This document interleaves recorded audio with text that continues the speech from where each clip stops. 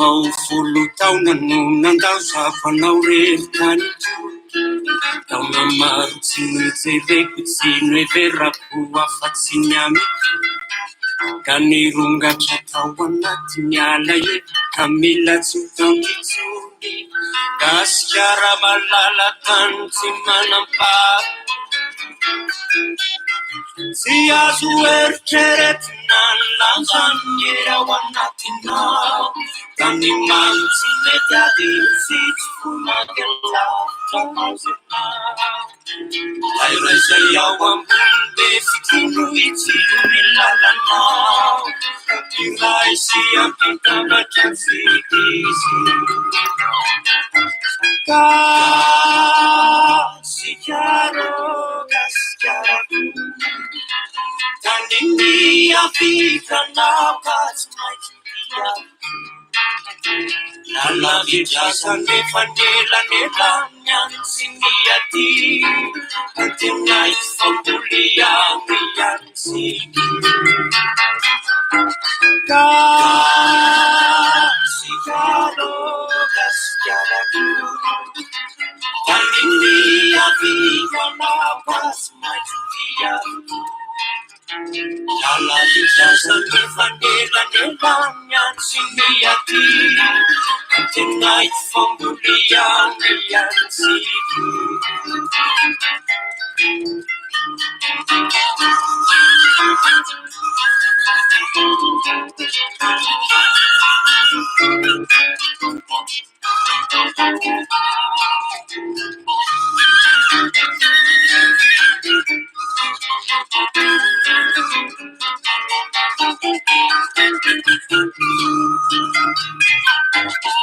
ianao de tany tiko tena tiko ka tsy atakalo harenako sambe haryvahitako reo afaky ianao ny poirapary moky le venapenamiko gasikara malala tany tsy manampary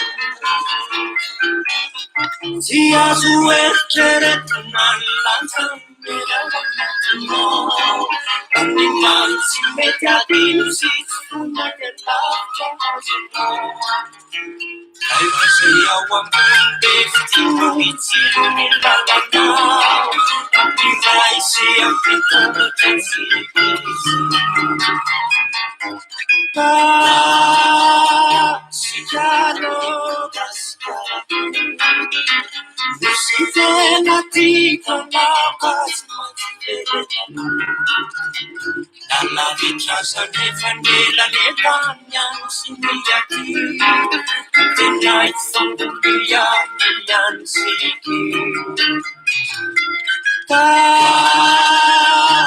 gasikaro gasikaro nisy tena tikanao katsy majiveretana lalavidrasane fandelanelany any sy miaty tenay fampoliany any sy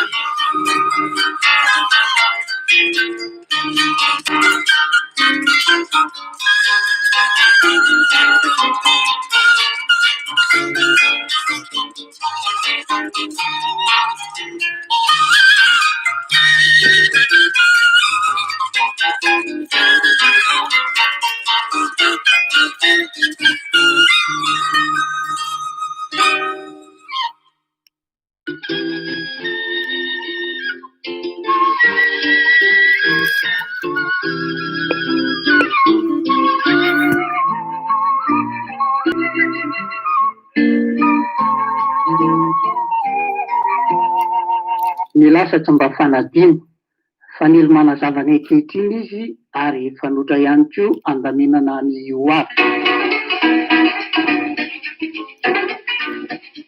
Ny lapan'ny rova izay tranga-maty fitaratra malagasy dia miorina eo ambonin'ny avonan'Andohalo boriboritany ao amin'ny tanànan'Antananarivo. Isan'ny tranga-maty mba te hijery fatratra ary koa vavolombelon'ny tantaran'i Madagasikara. Rovan'ny Manjaka Miadana koa no iantsona azy.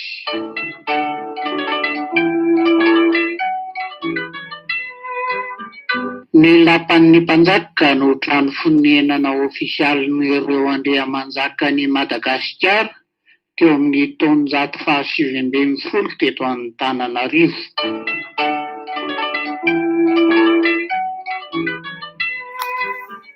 Miteriterina eo an-tapon'ny havoanana Nalamanga ny rovan'ny Manjakamiadana, izay toerana avo indrindra ho an'ny renivohitra sy ny manodidina.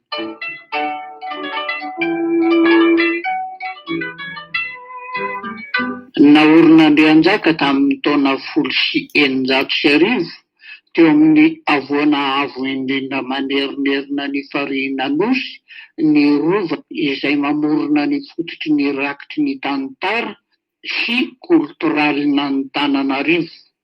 Nanorina lapa vaovao sy rova izy sady nanao fasana ho an'ny Andrenananjaka nomeny anarana hoe trano fitomen-dalana. Namoaka didy momba ny fasan'Andriana izy araka izao: ny fasan'ireo Renanjaka asiana tranomasina, ny an'ny Andriana tsy nanjaka kosa dia nasiana trano manara eo amboniny. Andrianjaka koa no namaritra ny fomba fanao raha misy Andriana miambotsy sy fomba arahina amin'ny fomba fisaonana Andriana.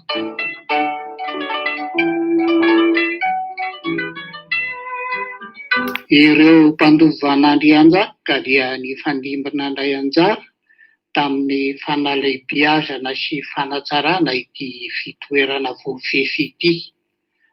Amin'izany ny mpanjaka isany: Andriamasina Valona, Andrianabohimerina, Radama voalohany, Ranavalona voalohany, Radama faharoa, Rasoerina, Ranavalona faharoa ary farany Ranavalona fahatelo dia nifandimbina anjaka tao.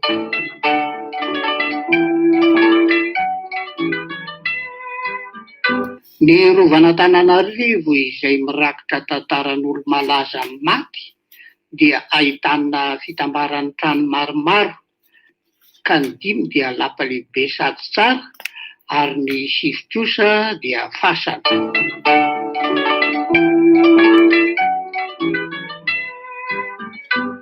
Ny mpanjaka Andrianabohimerina dia nanorina trano fanampiny vita amin'ny hazo ho azy manokana sy ho an'ireo vadiny ary ny ankohonany sy koa ho an'ireo sampony.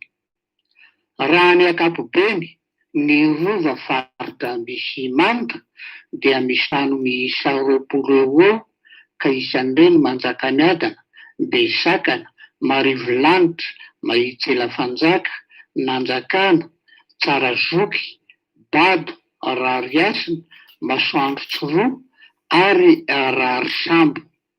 Araka ny fomba norazana merina, ireo trano rehetra ireo dia norafetina tamin'ny hazo, fitaovana tsara sy miendrik'Andriana avokoa, ary ny toerana sy ny andro hanorenana azy dia nakana hevitra tamin'ny mpanandro hatrany. Fanehoana ny fomba atao iarovan-tena sy fanehoam-boninahitra ho an'ny merina manontolo ny rova no fitoeran'ny fanjakana misy mpanjaka teto merina. Noho izany, ireo mpanandro ny mpanjaka dia miantso ny razana mba hamantatra ny tokotany sy ny andro hanorenana azy.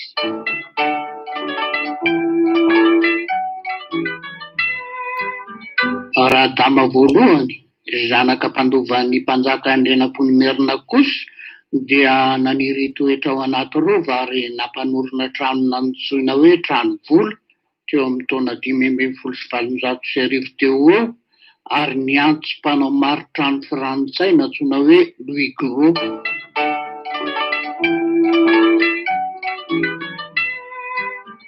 Ny 730 ny mpanjaka Ranavalona voalohany dia nandidy andray niaro komandy ambony mba hamory ireo ady sy ny fitaovana ilaina amin'ny fanorenana ny lapa lehibe dia lehibe amin'ny hazo izay atsangan'ny Jean Laborde, frantsay iray izay nahazo ny fitokisan'ny mpanjaka vavy ao anatin'ny faritry ny lapan'Andriana.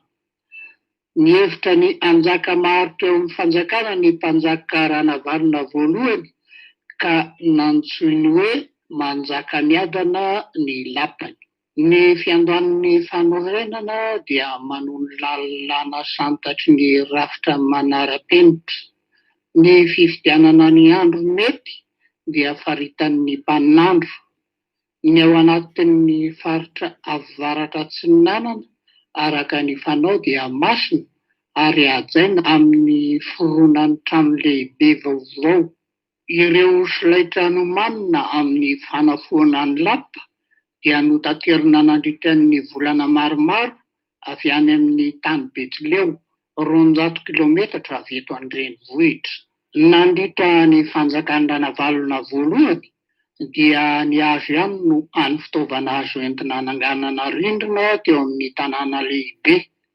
Ireo amin'ny vato, biriky masaka dia fady ary mifanohitra amin'ny sampy sy ny ody fanefitry ny Andriamanjaka. Ny vato dia nampiasaina fotsiny amin'ny vodi-rindrina sy ny fasana. Ny voamboana sy ny vandrika azo mafy manompo mavo dia nofatenina mba hanorenana ny gorodona azo rihana ambany sy ny ambaratonga ambony. Ny Manjakamiadana dia narafitra tamin'ny vatan-kazo tsara sy mendrika. Ireo andry manohana ny lavarangana dia samy voarefy iray trotrona mialohan'ny hanaronana azy amin'ny hazo fisaka voavoatra tsara. Teo amin'ny fidirana fotony indrindra ao amin'ny rovo tamin'ny 5,700 no nananganana vavahady Andohalambo voaravaka voromahery vita amin'ny varahana vavolombelon'ny fanjakana Merina.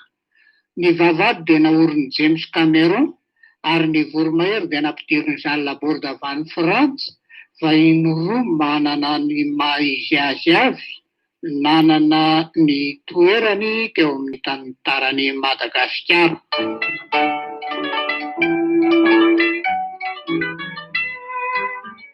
Ny fanjakan'ny Ranavalona faharoa dia nifameno tamin'ny fivoarana teknika.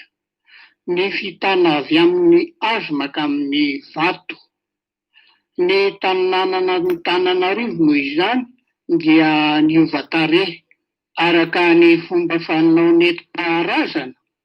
Ranavalomanjaka faharoa dia naneho ny faniriany hanorina lapa vaovao.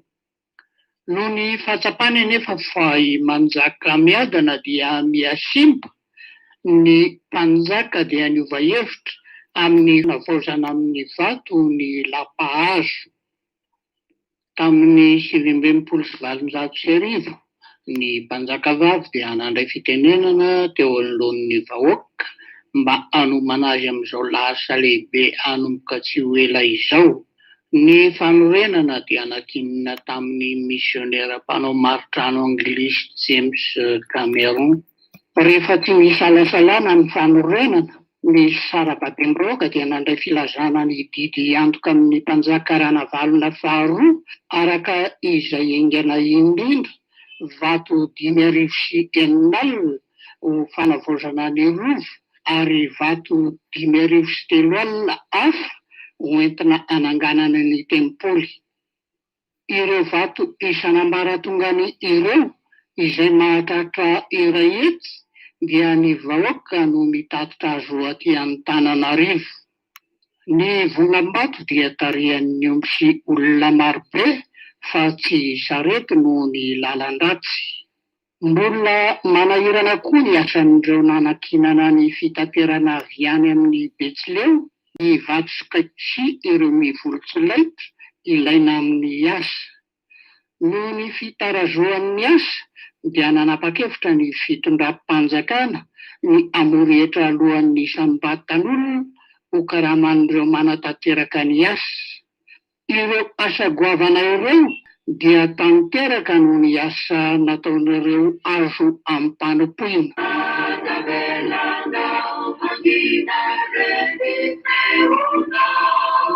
Ny tsangam-bato fotony indrindra napetraky ny mpanjaka Ranavalona faharoa an'ny taranaka mifandimby dia ny tempolina Natorova vita amin'ny vato izay ny mpanao maritrano William Poul missionnaire avy amin'ny London Missionary Society LMS no topomarika sady koa nitarika sy nitondra raharaha tamin'ny fanorenana.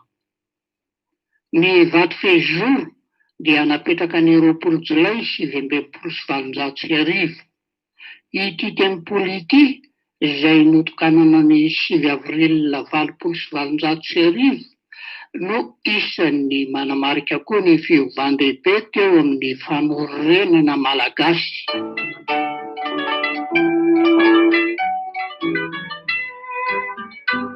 Ny amborotapoka teo amin'ny 19 taona ny tany Alger ny 13 Mey 1770 ny mpanjaka Ranavalona fahatelo natao sesitany politika.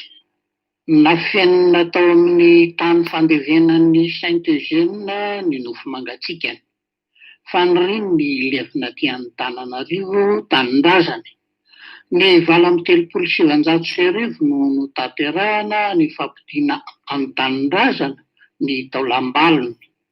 Ny sambo Ville de Reims no nitondra azy hatrao Toamasina ary fiaran-dalamby voatokana kosa no nitondra azy ho aty Antananarivo. Ny 30 Oktobra 1770 no nanafenana ny sisa taolany tao amin'ny fasan'ny Andriambavy tao Manjakamiadana.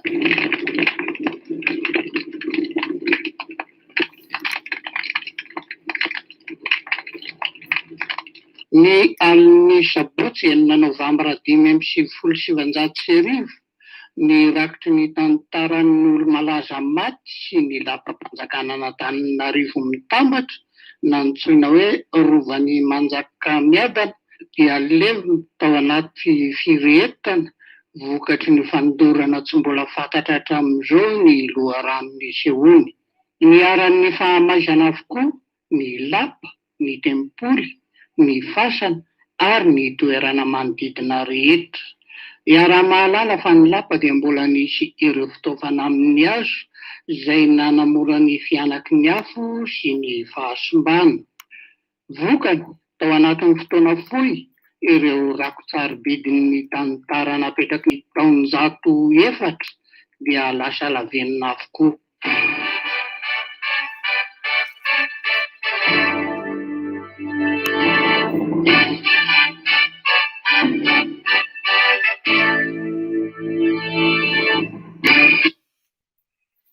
Misaotra ny Ray aman-dreny Robert Andriatsika nanao an'iny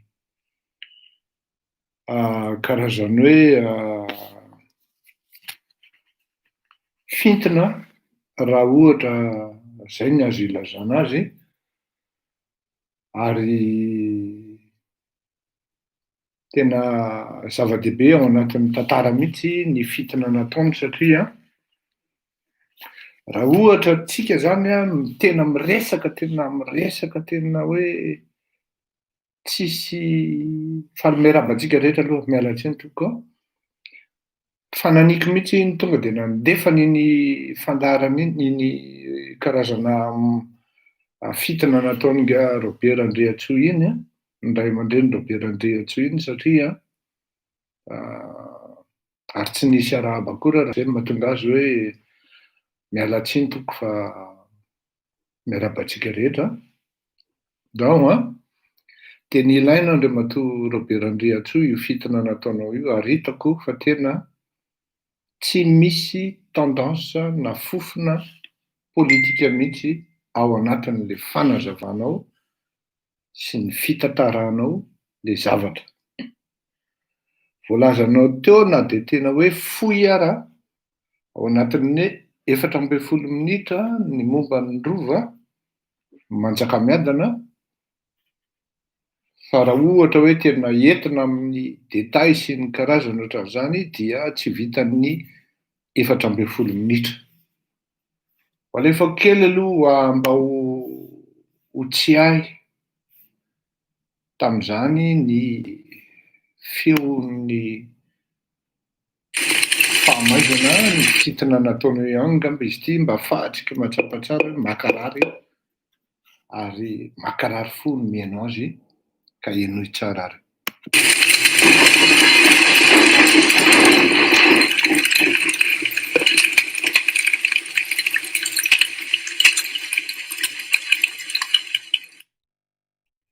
Izy nanao nisy ny enregistré zany de izy tam'may tam'izany de ny feony no nalainy teo dia iny henontsika teo iny.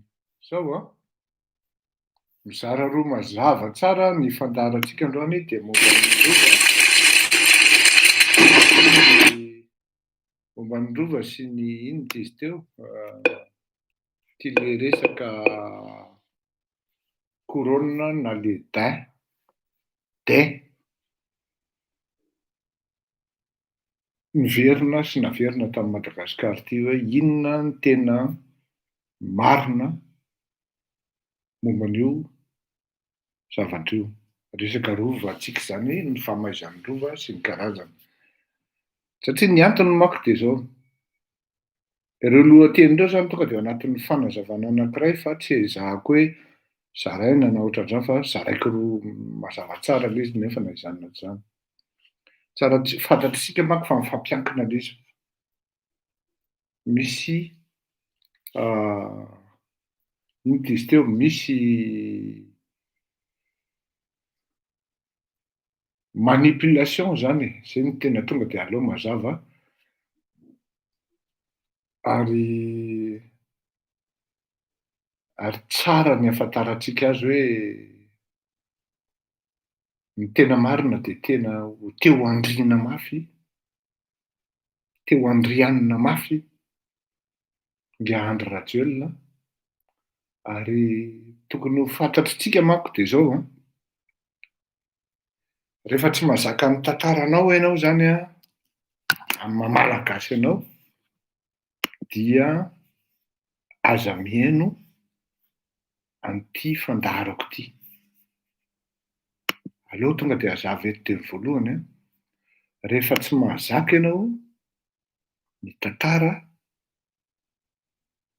rehefa tsy mahazaka ianao ny zavatra tena misy marina ny tantaran'i Madagasikara dia aza mihaino ity fandaharako ity. Ndaso ary tadiavintsika le fond musical antsika iny foana ilaintsika am'ma-cuisine ilaina amin'ny animation dia ndahoany. YouTube Musique Premium a été imaginé pendant un dîner avec des amis ou votre famille. Ndahoany. Ny vao manjaka miadana dia miara-ny manipulation foana. Miara-ny manipulation foana satria ny antony dia raha ohatra zany hoe tena hieritreritra ianao zany hoe hitondra firenena zany, hitondra fanjakana zany dia tsy maintsy misy zavatra tsy maintsy andalovanao na zavatra apetraka ao ho an'le firenena mba ahafahany taranaka fara-mandimby mahatsapa hoe nisy an'izao olona zao, nisy an'ity rangahy ity, nisy an'izao. Tamin'ny fanjakana Andriana dia tena nahatsapa an'izany zavatra zany tao anatin'ny fahavelomana. Izay no nahatonga ny anisan'ny voalohany indrindra fady ary lasa tsy afenina fa taty aoriana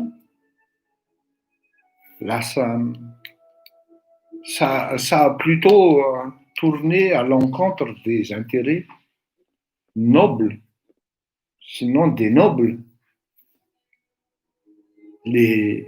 Lalàna tsy hoe lalàna fa anisan'ny didy anankiray hoe tena napetraka de manière tacite. Tsy fantatsika taranaka teoriana fa ny andriana anie dia tena fady, tsy nahazo miasa ny andriana, fa ny andriana raha ny andriana zany ny tena marina dia miservira na hoe mitondra manompo ny vahoaka.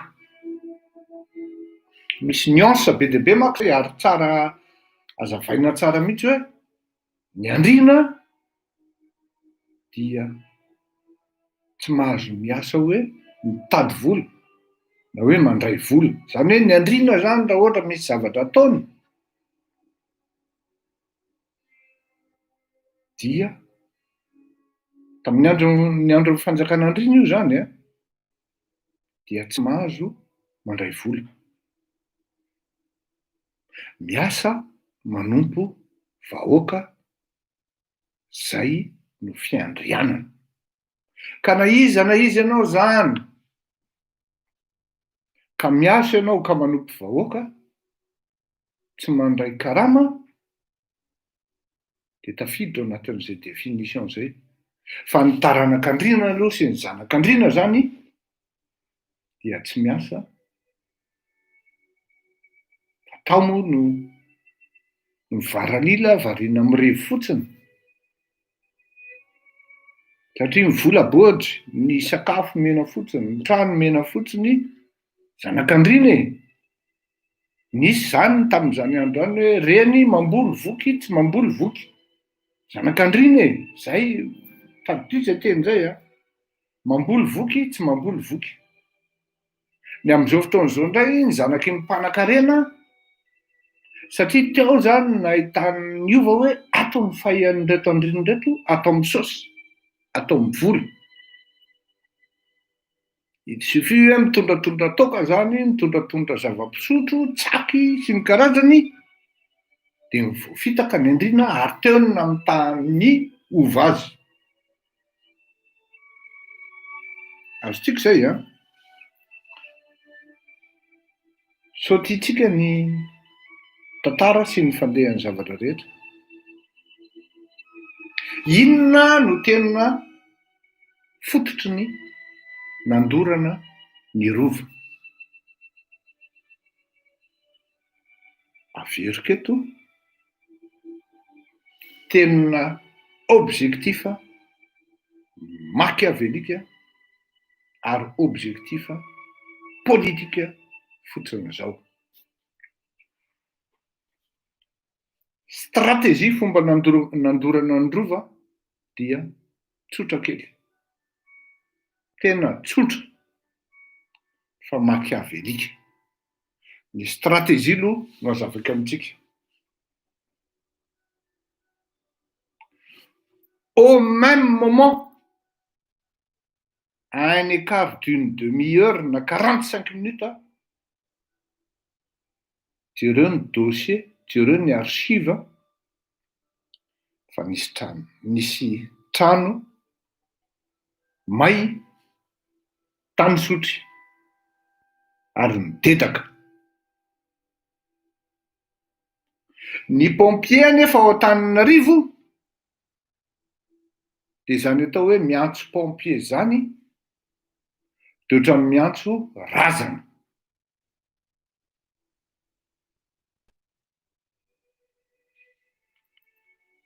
Ny miantso pompier sy ny miantso ambulance ao Antananarivo na hatramin'izao ara dia ohatrany miantso razana. Fa na izany na tsy izany tao anatin'ny tetika ny fandoroana ny rova dia napetraka sy tao anatin'ny drafitra an'ireo olona nanao an'izany zavatra any ny fandorana tany sotry. Andro harivariva, andro alinalina ohatran'izao manko, tsy haiko amin'ny firy any aminareo zao, no nanomboka nidedaka ny rova. Ary tsara safidy satria zay le fotoana savidanany dralazy le ora non plutôt les saisons zany le fotoana satria ny volana novembre zany de efa manomboka ny rivodrivotra na dia mafana aza ny andro ny atoandro fa ny hariva manomboka mandrivondrivotra. Ny toerana koa moa avo ary le stratégie amin'le fandorana de tena avaty amin'ny vavarivotra mihitsy ka anika rapida ny fidedahan'ny hafa. Ny pompier zany variana ria isotry satria loza koa le tany sotry na ty amin'ny rova Manjakamiadana rehefa miantso an'ireto pompier dia taraiky ary tena farany satria tena farany taraiky ry zalahy fa raha nanomboka tamin'ny enina sasany ny may nanomboka nyrehatra zany sy hitan'ny olona hoe inona ty tary amin'ny côté atsinanana tary amin'le ravin le teneniko hoe vavarivotra ao raha ohatra anao mipetraka eny amin'inona moa le misy an'le université catholique ery any akaikin'Ambohipo iny misy tany zay manko namidy teo akaikiny teo de amin'le vavarivotra amin'ny avany atsinanana iny mora le tany tamin'izany misy à peu près 5 000 mètres carrés teo zay teo tsy mividy an'io za fa tsy mahaela velona raha araky ny fitazanandrina ny vavarivotra avy any atsinanana. Tsy ambatoroka ka ary akaikin'ny université catholique tsy tadidiko le toeran'iny fa todika makany amin'ny Père Pedro any le izy le toerana zany tamin'izany de tsy nividy fa tsy mahaela velona ny toerana vavarivotra ohatran'itony satria mandavataona izy de ka le olona nandorondrova de tena mahay lalao hafa zany hoe possible mety olona tsy fantatra hoe expert amin'ny filalaovana afo fa na iza aloha mahalala hoe avy any atsinanana ny vavarivotra ka raha avy eo amin'ny vavarivotra tsy ambatomaro ka dia moramora mampirehitra afo amin'ny fito vao tonga ny pompier de hitanareo amin'izany ny fihazakazahan'ny fidedahan'ny afo. Mandeha rapida be ny afo ary teo de samy nahita daholo hoe incendie criminel le izy non tsy ambanidia Ambatoroka fa ery amin'ny université catholique le amin'izao fotoan'izao io le misy an'le le mandalo eto Ambohipo ianao de mbola mandeha amin'ny le ndray miakatra any amin'ny Bibilava de le ray makany amin'ny université sapanana makany amin'ny Bibilava le izy de ndray makaty amin'ny Akavanana fa adiniko Ambomiandry non tsy Ambomiandry zany ka tsy zay le izy ka tsy zay le sa tsy haiko bon efa adiniko koa fa tsy any moa ny adevitra fa misaotra antsika rehetra amin'ny fanampiana non tsy adana eto Ambolokandrina voilà merci Alpha Garçon eny Ambolokandrina vavarivotra be eny ka maika moa fa hoe ery amin'ny ohatra misy versant est zay ao Alpha Garçon ka maika moa fa ery atsinanana ery Manjakamiadana ery tena vavarivotra be rapida be mihitsy ny fianaky ny afo zany nanomboka tamin'ny fito ny pompier ny tonga teo nanomboka tamin'ny enina sasany no nefa fanampinampy teo ny vahoaka fa tao anatin'izany zavatra zany nisy ny fifanankanana ohatra hoe andeha isauver amin'ny rosy ary tany sy ny karazana Ritsilava na Ralindimy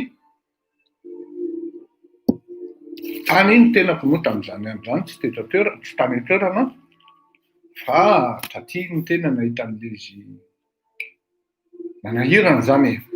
Bref, zay ny stratégie. Fa inona ny ketriky? Averiko aloha zany le stratégie nalefa diversion tary le pompier, de tary ny dorana, de le pompier nefa tsy maintsy manaraka taty satria raha may tanteraka tokoa hisotro ray manontolo sahirana. De zay vao niakatra ny pompier hoe urgent fa ny rova may. Ary rehefa nahita an'io ny zanaka Antananarivo tena latsaka ranomaso, ny zanaka Antananarivo teneniko zany mipetaka ao Antananarivo fa tsy ny hoe zanaka Antananarivo rery akory. Na ny olona avy amin'ny faritra raha latsaka ranomaso. Niazakazaka ny Premier Ministre tamin'izany androany Emmanuel Rakoto vahiny mba hoe anampy sy hijery ny zava-misy tokony atao haingana. Efa nisy organisation politique atao. Fa nisy organisation politique atao. Sarotra aloha ny teny hoe Irosy tafiditra tao anatin'izany, tsy tao anaty. Aloha zay tonga de hazava. Ary raha Irosy koa ny rahanao andeha andoro ny rovo zany, tsy hanao an'izany izy satria manana ny plasiny ny mainty reny tao anatin'izany palais na rova Manjakamiadana zany. Mino fa fantatro Rosy zany hoe manana ny maizy azy ny mainty tao ary nanana plasy ambony. Efa tena nanakaiky ny ova mihitsy ary saika ny depasy ny ova satria ny antony de zao. Adiniko moa le colonel zay, tsy colonel fa mba soraty eto le izy raha tsy madiso fa nataoko tamin'le recherche nataoko tamin'ny voalohany. Fa raha tsy diso avao Manjakaray le izy avao Manjakaray ary mpitaritafika efa tena tsy afenina fa anisany natokisan'ny mpanjaka tamin'izany androany ary tena saika ny dépassé an'inga raha ilay arivony mihitsy azy. Tany zany de efa nisy ny fialonana any mainty sy mifanendrikendrehana amin'ny mainty amin'ny zavatra mitrany ary tsy maintsy nampirediana amin'ny mpanjaka. Mety olona anotra zany tantara zany fa naizanato zany iverenako le manipulation machiavélique satria sao de hisy eritreritra maka eo. Ny antony anamariako an'izay hoe Rosy tao anisan'ny atao hoe latsa-dranomaso sy tsemboka sy ny karazany nanampy tamin'izany. Fa zao ny tanjona de ny fisaraham-bazana, ametrahana fisaraham-bazana amin'ny malagasy. Zao manko ny zavatra tsy fantatritsika taranaka taty aoriana ary eno tsara ty teniko ty. Tsy fantatritsika taranaka taty aoriana ary mila apetraka ao anatin'ny sofintsika, ao anatin'ny saitsika. Fa ny malagasy tamin'ny mpanjaka taloha, du moins tamin'ny andron'izany Andrianjaka zany, ezahana takonana manko ny anaran'ny Andrianjaka hoe izy ny anisan'ny tena initiateur io rova io hoe teto zao sy ny karazana. Andrianjaka dia zanaky Ralambo.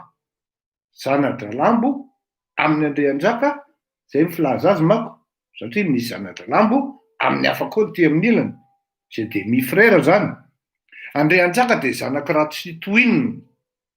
Ratsitoinina zay aveo Mokajy zay Ambopeno no filaza azy amin'izao fotoan'izao zay lazain'ny sasany hoe ova d'origine, ce qui est complètement faux. Tsy fahaizana tantara no ny miteny an'izany fa Ratsitoinina dia tena taranaka andrina jereo ny ny arbre généalogie na ny ino izy teo tetiarana momba an'izany. Raha ohatra fotsiny zao hoe ny kely mba fantatro raha zany no atao hoe kely dia izy teo Ratsitoinina de anisy de ny ray aman-dreny ny rainy zao fa satria ny reniny zany tsy voadéterminé dia zanak'Andriana ambonin'olona. Ary niesin'Andriamanelo. Tsy andoly Rosia. Ary niesin'Andriamanelo. Andriamanelo dia fantatritsika fa mpanjaka tany izany amin'ny taona hoe 1610 zany tany hoany. Izy no anisan'ny nanao an'iny diginy. Fa tsy Andrianampomerina no nanao an'iny. Zay ezahana tena hoe manipulena zany le tantara sy ny karazany dia filohena mihitsy le Andriantsaka satria misy teo asongadina manomboka eo amin'ny Andrianampomerina zany amin'io zavatra io. Zay moa zavatra anankiray zay. Satria inona no nanaovana nampanasongadina ny dinana ny Andrianampomerina satria nanomboka teo ny coup d'état voalohany tamin'ny andron'ny Andrianjafy. Ary nanomboka teo no nametrahan'ny Ova sy nametrahan'ny Ova heriny. Zany hoe revanche par rapport amin'ny tantara zany no anisany tsy maintsy nanaova an'ireto ketrika. Ary za moa zany mbola miteny ihany ary mbola confirmeko fa ny clan Ratsirahonana no nandoro ny rova. Mbola confirmeko zay. Azoko démontrena moa le izy fa za moa zany gaga rehefa mihaino an'ilay Servazafy Mahova ohatrany somary novainy le tantara, tsy azo personnalisena dia arainy ny tantara en fonction ny contexte. Ny tantara dia tsy maintsy tenenina araky ny tokony tena izy. Fa tsy hoe raha mifanaraka dia mifandray tanana amin'ilay olona ianao dia mifampisympathiser dia misy fafana ny tantara, tsy mety zany. Zay manko ny mahasamy hafa ny journaliste sy ny historien. Na hoe historien ianao vao tonga journaliste, samy hafa zany. Raha hoe journaliste fotsiny ianao, tsy nianatra tantara ianao, dia afaka manao ino izy teo plus amin'izay tantara zay fa tsy mety zany. Confirmeko ary insisteko eto fa Ratsirahonana, clan Ratsirahonana no nandoro ny rova. Inona ny antony? Dia za aloha revanche ny Ova par rapport ny tantara. Miezaka ary niezaka mihitsy ny Ova azo fitondrana ary hitondra fanjakana. Raha azo nataon'ny rova zany, ny Ova zany, tadio pour avoir ao anatin'ny tantaran'i Madagasikara, surtout ny Andriana, n'Analamanga zany, dia ny assassinat matony nisy ny assassinat dia angalana fitondrana. Ary tao anatin'izay zavatra zay, il y a toujours quelque part la main d'un Ova ou des Ova. Nisy Andriana manipulable amin'ny vola satria efa nanomboka nalala vola. Dia tafiditra tao anatin'izany tantara zany. Hijereo tsara ny fomba nanonganany zalahy any Andrianjafy ka nametrahana an'Andrianampomerina. Miangavy antsika zany mba hijery ary hamaky amin'ny fotsy miangatra ny zavatra nitranga tamin'izany. Fa fitaka be vava nanonganana ny mpanjaka Andrianjafy teny Ambohimanga.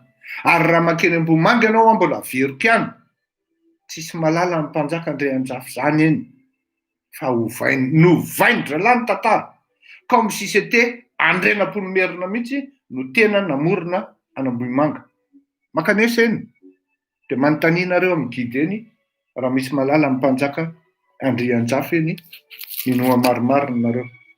Miaraka teny izay sy arifidy dia za mantsy miarifidy raha manandray be. Done reto olona reto anontaniako raha malaky reto guide reto. Fantatrareo fa ny tena izy ny tena nendraikitra tompony anisan'ny mipetraka tety voalohany dia Andrianampomerina. Tsy fantatrareo fa mpanjaka Andrianjafy tsy fantatry zareo akory. Fanareo amin'izany revanche ny Ova nandorana ny rova. Dia zao no teneniko anareo amin'ile teneniko hoe fanasaraham-bazana. Zay manko no natokana ny teny teo hoe tonga teny ny premier ministre Emmanuel Rakotovahiny, tonga dia voatoraky sady voarokany voatoraky ny vato ary saky maty teny Emmanuel Rakotovahiny. Ary tonga dia niendrika endrena sy napetraka hoe professeur Albert Zafy no nandoro an'io. Ary zay zavatra zay tena teneniko anareo fa anisan'ny alahelo ny professeur Albert Zafy.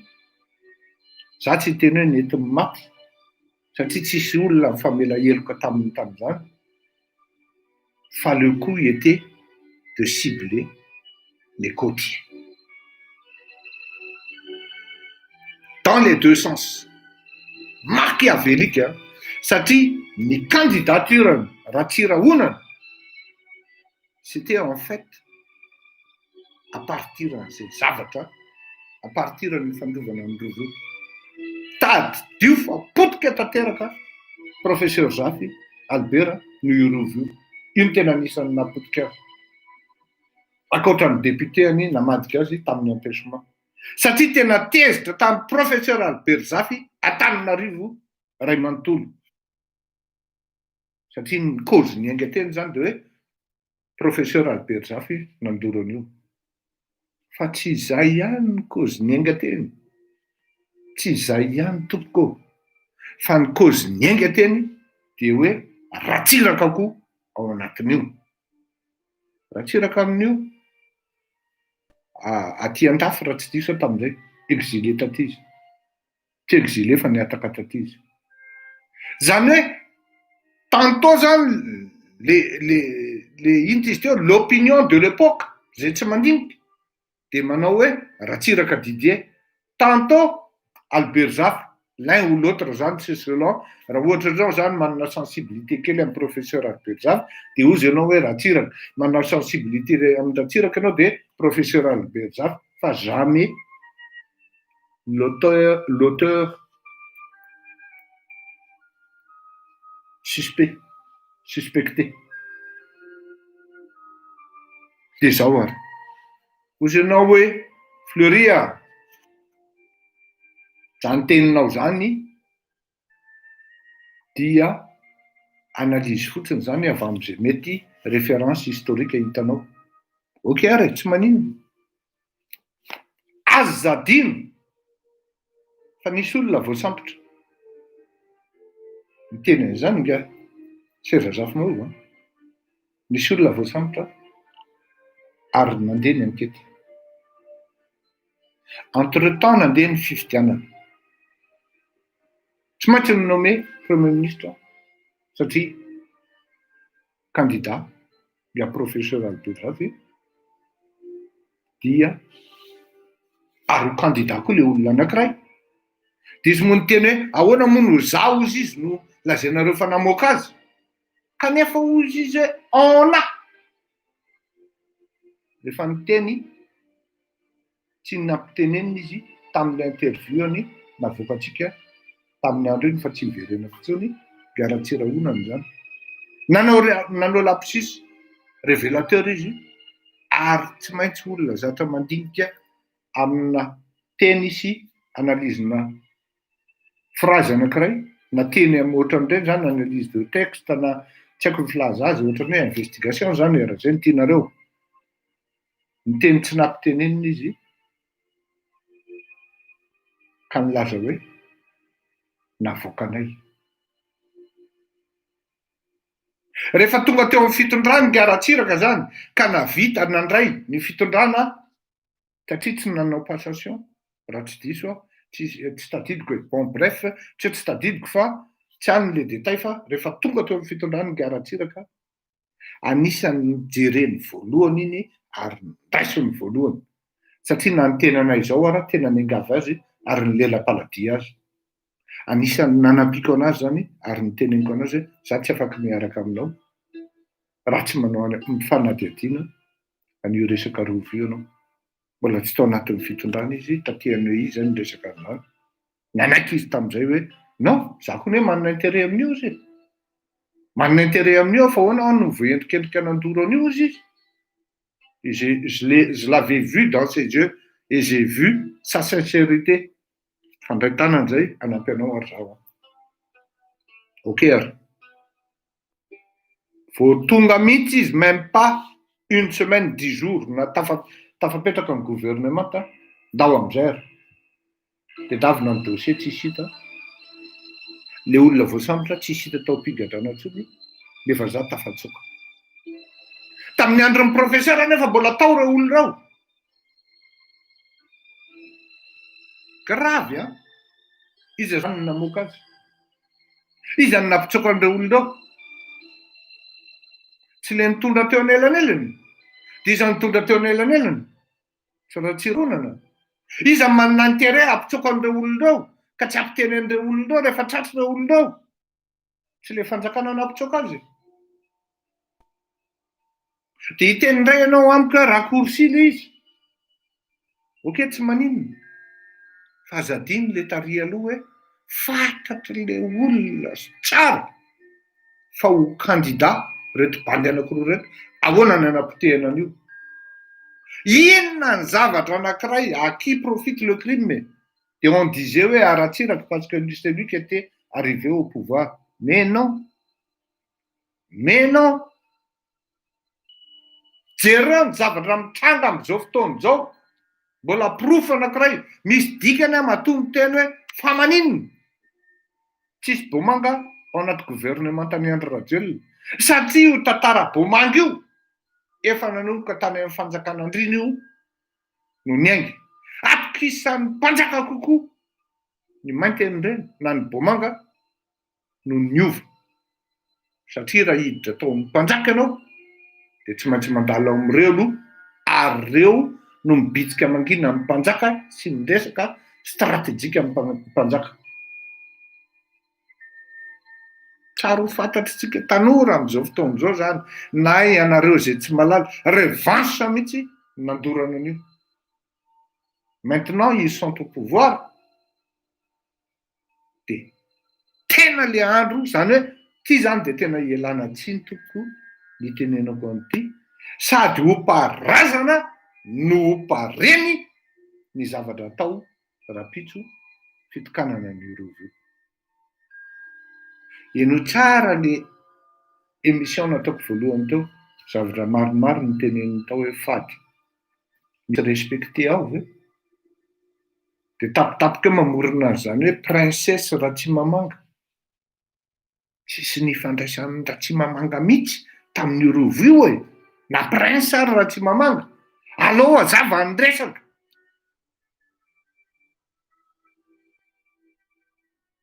Tsy nisy.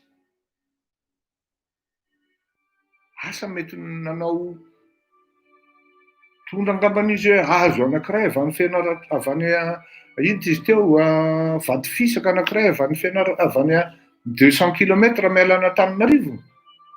Dia izay manko le raha matoa nandray an'ilay izy tato satria manomboka mandady olona ny zanak'Andriana rehetra dia tsy maintsy misy foana ho a izay no tenenako amin'ilay teo hoe misy Andriana azo ambakaina mivola sy mivoninahitra. Dia miditra ao anatina coup d'état, tsy maintsy misy foana izay ao anatin'ny tantara.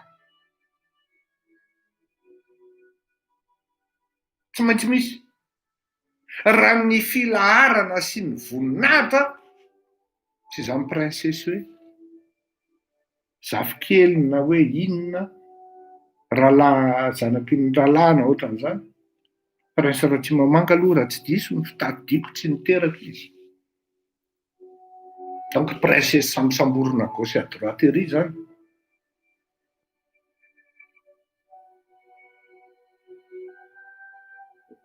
Dia nandray an'ilay day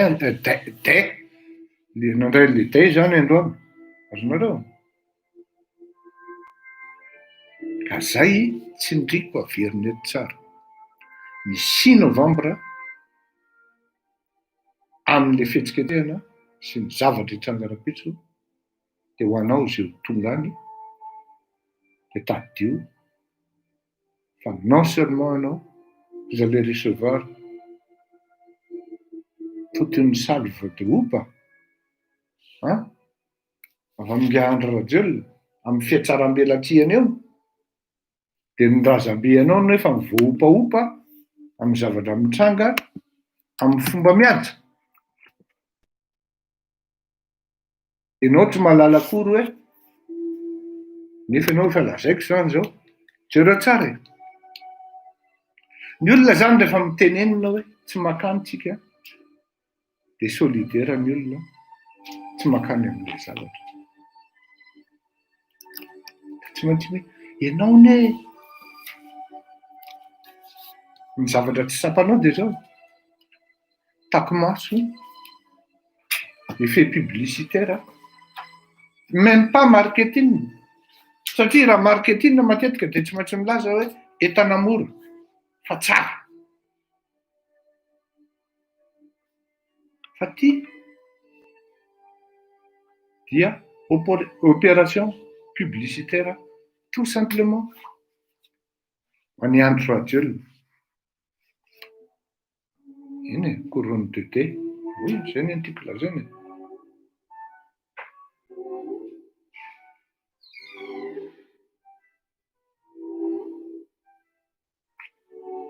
oui le monde manko dia anisan'ny hoe tena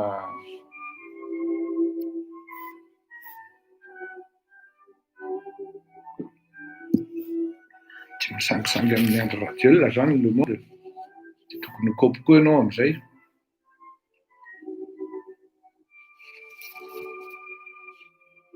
samiala ianao tsara le monde mivoaka ho viny ty amin'ny internet zany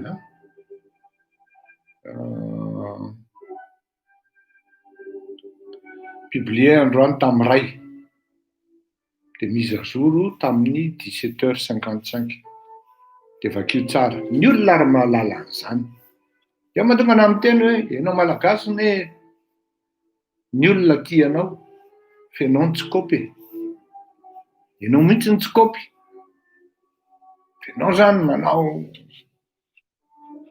entin'ny curiosité dia lasa inona indray ny akanjony mialy rapitsy dia lasa daholo inona indray anao an'izao indray zao zareo dia lasa curiosité nefa tsy fantatrao fa nombre sy nisy anao maromaro eo dia entin'ny andro radiolina midedadedahana hoe tia azy ianao ary manaiky ianao amin'ny fanaovana le colisée zany manko ny tena probleman'ny olona mitolona amin'io le colisée io aty andafy aty hoe ka le malagasy arane tsy taitra akory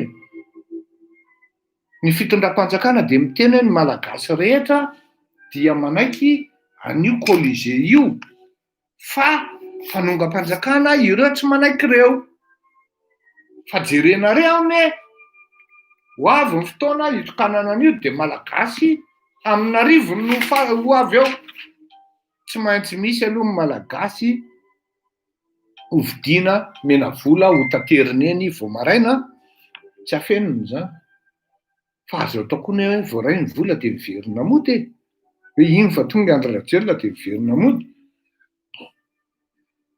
oy azo atao koa ny mpanao fihetsiketsehana rehetra tonga eny koa dia mitondra banderole hoe raha vao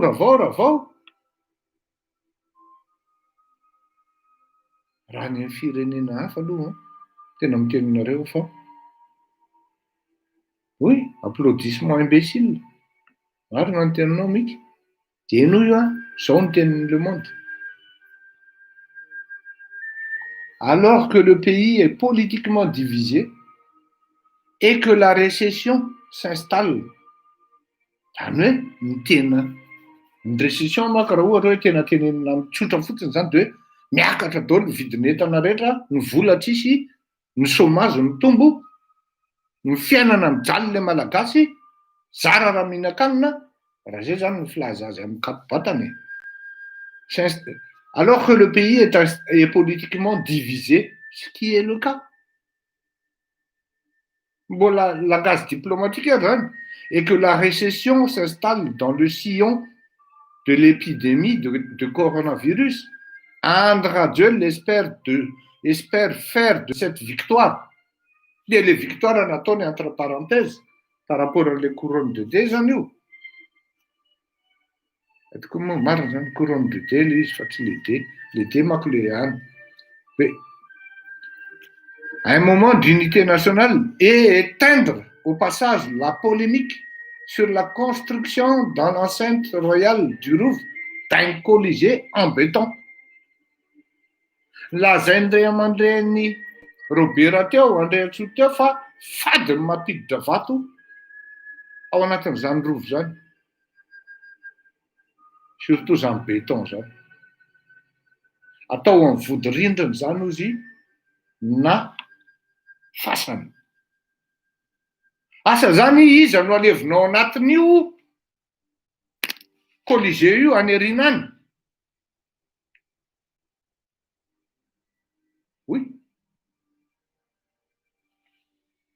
La polémique sur la éteindre, alors que le pays est politiquement divisé et que la récession s'installe dans le sillon de l'épidémie de coronavirus, André Duel espère faire de cette victoire un moment d'unité nationale et éteindre un moment aussi d'unité nationale. Ça n'est un moment d'unité nationale et éteindre au passage la polémique sur la construction dans l'enceinte royale du Louvre d'un colisée en béton qui, au-delà des frontières, a soulevé les critiques du comité du patrimoine mondial de l'UNESCO. Te Wavra Malagasy rapitso par curiosité satria misy ny fitangorogorona anao de anatsika amin'ny Andry Rajoelina de hoy ny olona faraviana ihany raha malagasy no tonga sainy. Ce calcul est loin d'être gagné. D'éminents représentants des familles princières ont fait savoir qu'ils n'assisteraient pas aux célébrations auxquelles ont été conviés vendredi les dignitaires du pays. Ce serait cautionner une profanation du Louvre à leurs yeux impardonnable. Tady zay ny fatongavanao ao niza zanak'Andriana tonga ao za zao siora moa zany mbola mamesam-panontaniana hoe ahoana moa ry Tintin reny zao ry Tintin reny zao avy eo sioran'izany satria reny anisan'ny dedaka matomboly azonareo ho avy eo reny kanefa ny tsy reny no tena hoe zanak'Andriana reny mbola arapaina an'le hoe tsara va tompoko fa tsy eo amin'le kategoria an'le hoe tsaratsara tsambakaina. Rehefa hainao ny dikan'izay, hainao ny manavaka an'izay de fantatrao zany ny tokony hoe ametrahanao ny tongotrao. Fa raha ao anatin'ny kategorian'ny hoe tsaratsara tsambakaina ianao de tsy makany ianao zay. Raha ao anatin'ny kategorian'ny trano manara ianao de makany ianao satria ianao mora vidiana. Mazava tsara ny tenin'ny ray aman-dreny Robert Andriatsoa teo hoe ny Andriana tsy nanjaka de asiana trano manara eo ambonin'ny fasana. Anavahana azy hoe tsy manjaka izy. Taty aoriana manko de misy mizesta mihitsy satria de ny tena moa zany tsy malala, tsy hoe tsy malala fa malala de mody mangina. Fasana iny misy trano manara e. Ay ve mangina ny tena zany de zay ny tena zanak'Andriana ambony e.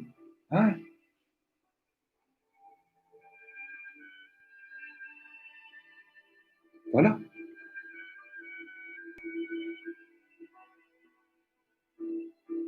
Tongava any amin'ny rova rapitso amin'ny fitokana anao de atady diofa hitsahan'ny ova ary andizan'ny ova ny lapanao faly anao zany satria tsy maintsy misy cocktail aloha rehefa avy eo tsy misy opa mihoatra an'izany de hoy ianao hoe Fleury am'izao siècle zao ve ny resaka zany samy olombelona daholo hoay le roa rehefa tsy fiera amin'ny fiavianao ianao ka misy manotaota ny fiavianao ianao ny tsy olombelona indrindra eto ambonin'ny tany. Tena miteny ianao Firahan'ny fiaviana sakalava no amboamboarinao, sitrakitsahanao momba anazy, mahita loza ianao. Tena miteny ianao fa raha ny sakalava no natao an'io, tena nahita loza io fitondrana io. Raha ny antakarana no natao an'io, nahita loza io fitondrana io. Tena miteny ianao an'izany. Ny art, coutume et us ny israeliana ve nitsakitsahanao, mahita loza ianao a. Ny ohatran'izany koa ny greka, ny italiana, mahita loza ianao a. Ny civilisationna frantsay zao dia mametraka mihitsy, ary efa natrany amin'ny razambeany zany hoe laïcité zany, Jean Jaurès sy ny karazany, demokrasia zany, itsao zany, fa mahita loza ianao. Fa ianao manana ny ianao dia ianao indray manisaka ny ianao, aiza ianao nitsanjakan'ny olona. Satria tratran'ilay hoe tadidio tsara fa frappe-kiranina anankiroa napetraka rajelona alohany natokavany teo fitondrana. Za tsy miteny hoe rajelona nandorony rova, alao azava, tsy miteny an'izany. Frappe-kiranina voalohany dia zao, tsisy idiran'ny fivavahana amin'ny politika, tiany daholo koa ianao fa nanaraka. Satria ilay iray koa nanao excès ary nanararoatra, nampiasa an'ilay izy. Dia lasa izay ilay fitenenana. Dia potika tao daholo ambakin'ny kristianina. Raha izay, faharoa, efa fotoana moderna zao tsisy resaka andrinandriny zany intsony na ovaova zany. Dia iny koa ianao fa nanaraka hoe marina zany. Efa azo atao ny fanambady, marina zany. Fa ilaina ihany koa hoe zay avary, zay avaty, ianona avatsy, ianona izao, zany akory tsy midika hoe ambaninao ilay olona satria ovy izy. Rehefa tsy fiera amin'ny mahovy azy izy dia problemany zay. Problemany zay. Satria ilay complexe mipetraka foana hoe ito zay mbola tsy nanjaka, zay mbola tsy nitondra, zay tsy manana fanjakana, satria zay tsy manana mpanjaka dia tsy maintsy dominenay ary tsy maintsy alainay ny fitondrana ny aorianany, hitsahanay daholo nareo menakavy. Ijerena ny côtier e. Ny côtier koa ny ao anatin'ny club an'ny andriny e. Dia ity tsy fahatapeviana rehetra, tsisy caution, tsisy taloha moako. Antanio Ngaratsiraka Didier, ray aman-dreny iny, zafady to. Alohany nomeny olona anankiray avy ao amin'ny faritra iray tamin'ny andron'izany dia tsy maintsy manontany sy manao ankety amin'ny ray aman-dreny be eo an-tanàna izy. Antanio izy mbola misy izy. Marina zany ve sa tsy marina?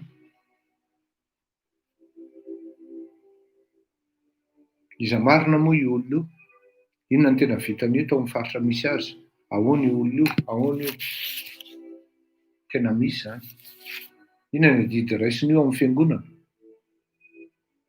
Ahoana io? Mahay fianarana tsara ve? Ay, zanaka mahantra miainga ohatran'izao, ay tena mahay kosa. Nomeny minisitra.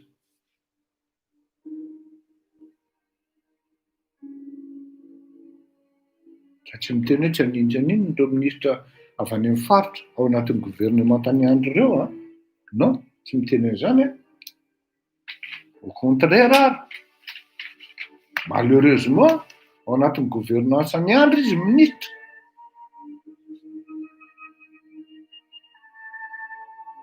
Mifato passeport fotsiny ilay taranaka. Satria tsisy ninona vita. Fo-dranomasy fotsiny misy. Tiany vola sy ny enveloppe dia toy izay manko ilay fo-dranomasy. Na hitomany ary ianao malagasy amin'izao fotoana izao satria tsy mandeha ilay raharaham-pirenena, tsisy ninona azonao atao menonay adrarajelona fo-dranomasy. Fo-dranomasy ny fanamboarana ny rova. Miazakazahana mihitsy hoe atao vita arak'izay filinina eo fa tsisy norme ao.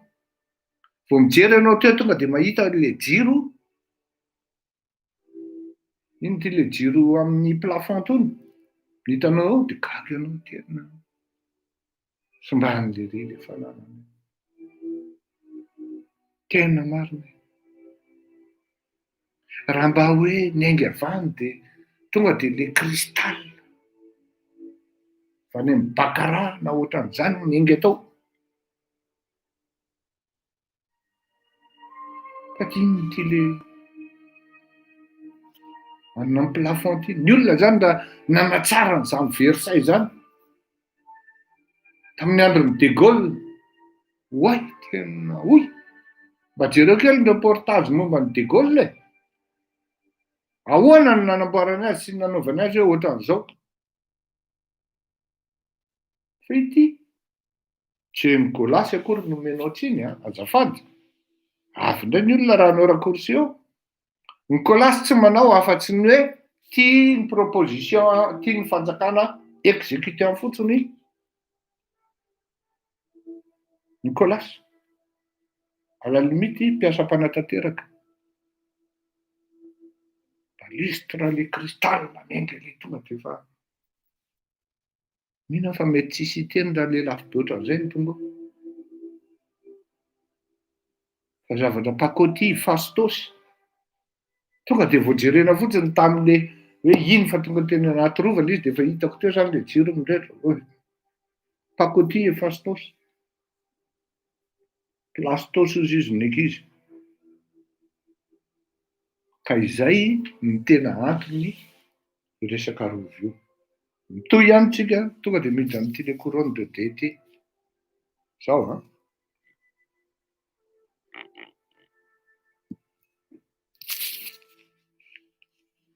Tamin'ny voalohany aho zany hoy aho hoe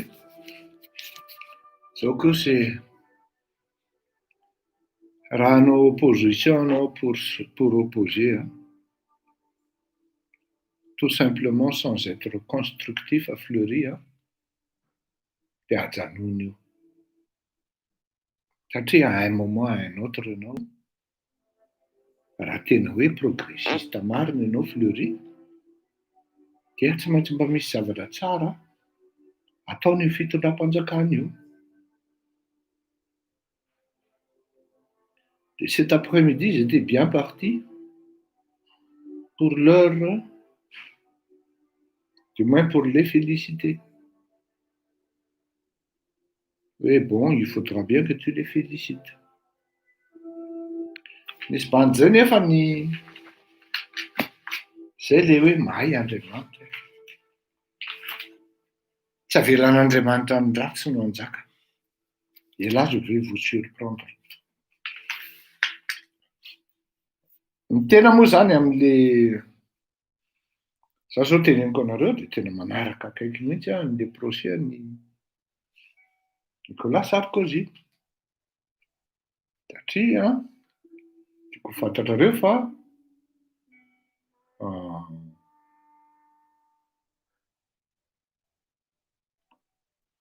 zany avant tout sarkoziste ary anisan'ny tena hoe membre fondateur tamin'izany andro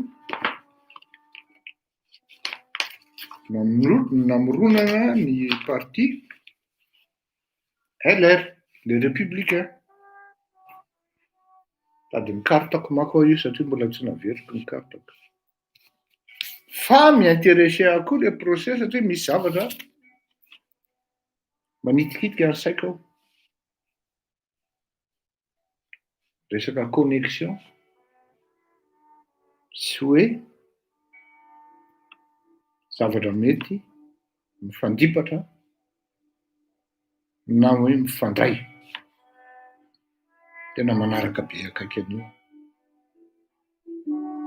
Manaraka be ihany koa akaiky ny fanendrehana any le Ramatoa zanaky Ramatoa dos Santos zany na i Madame Dokolo.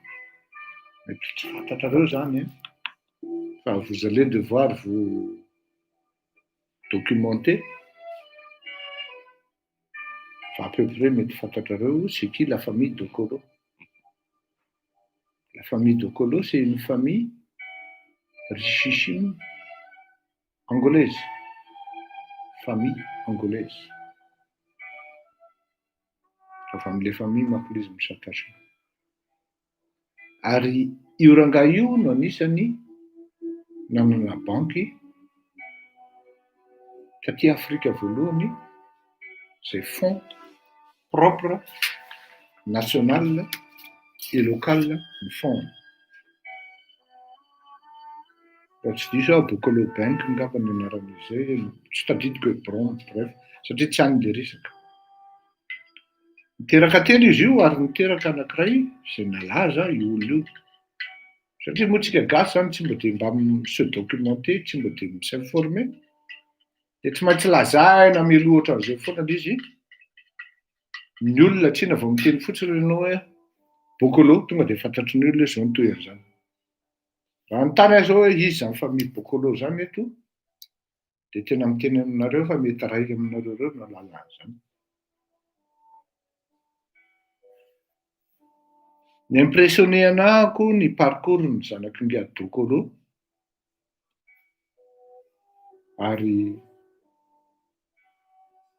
vadiny zanaky président Dos Santos izy miakama.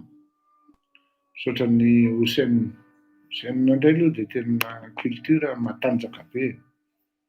Ary zanaky ngia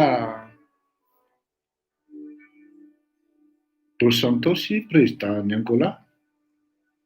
Le zanany vavy zany no vadiny ngia syndicat de Colo. Asika syndicat de Colo. Maty za moa zany raha ohatra mieritreritra an'le zavatra mitranga amin'izao fotoan'izao dia amiko tsy matimaty fotsiny amin'izao ngia syndicat de Colo vadiny Isabelle Dos Santos. Enjehana mafy ireo mpivady ireo satria ny resaka acquisition de fortune ny Isabelle aloha Dos Santos tsy diratsika. Ho avy any amin'le couronne rehefa avy fa za matahotra nareo. Tsy diratsika ny fanangonany zareo ny arenany fa en tout cas ngia syndicat de Colo dia zanaka multimilliardaire congolais. Self-made man ny papany ary tsy avy amin'ny politika mihitsy ny nampanakarena azy fa tena hoe parcours na olona nenga hatrany amin'izany hoe avant ny nisy koa manko malagasy nanan-karena talohan'ny fanjanahantany. Adinoko moa ny anarany fa alefatsy eto nanja mamako ny akamako ny zafikeliny. Alefatsy eto ny nanja raha mena nanja ny anaran'ny dadabenareo fa adinoko. Fa ny dadany nga syndicat Bokolo dia efa tany alohan'ny fanjanahantany multimilliardaire. Donc zany mazava tsara mihitsy ny nampanakarena an'ity syndicat ity satria rehefa maty ny dadany de izy no nandova satria hoe izy zany no anisany hoe nahay sy nanam-pahaizana atao anatin'le fianakaviana satria nianatra taty Frantsa izy ino tsara sady mahay teny frantsay izy, mahay teny portugais. Ny vadiny koa nefa mahay teny russe, mahay teny portugais, mahay miteny anglisy. Zany hoe tena mpivady enjana zany izy zany tena enjana izy. Zay ny filaza azy. Ngia syndicat Bokolo de misy zavatra anankiray mampiavaka azy amin'ny zanaky ny mpanakarena rehetra. Zany hoe raha nisy zany le didiana de zay manko no mahavoatsika afrikanina zay. Ngia syndicat aloha zany zanaka metisy métis danoise ny mamana. Fa mahavoatsika afrikanina atahorana foana sao de anao politika le ria, sao de anao an'izao le ria, de démystifiena ary tsy anaovana piba mihitsy le olona amin'ny zavatra izay ataony soa sy mety amin'ny firenena. Fa za zany tsy mino hoe raha sanatra iny marina le hoe maty tamina resaka plongée sous-marine ity syndicat d'Okolo ity, plongée sous-marine tany Dubai zany maty izy. Fa tsy mino aho hoe matimaty fotsiny amin'izao le bandy, fa mety nisy zavatra atao fa iny moa tsy hany koa le resaka eto. Fa ny mampiavaka nga d'Okolo zany syndicat dia ny fitiavany any Afrika. Ka teo no nanomboka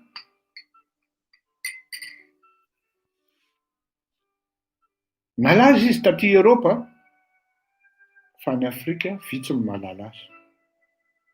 Nefa ny nga syndicat d'Okolo de tena milité pour l'Afrique. Na de mpanan-karena ary izy, na de milliardaire ary izy.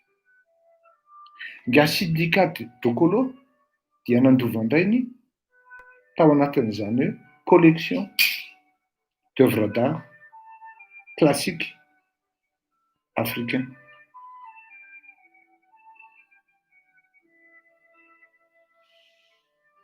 Teo ningan'ny tantara ka natratrarako hoe avy indray Andry Rajoelina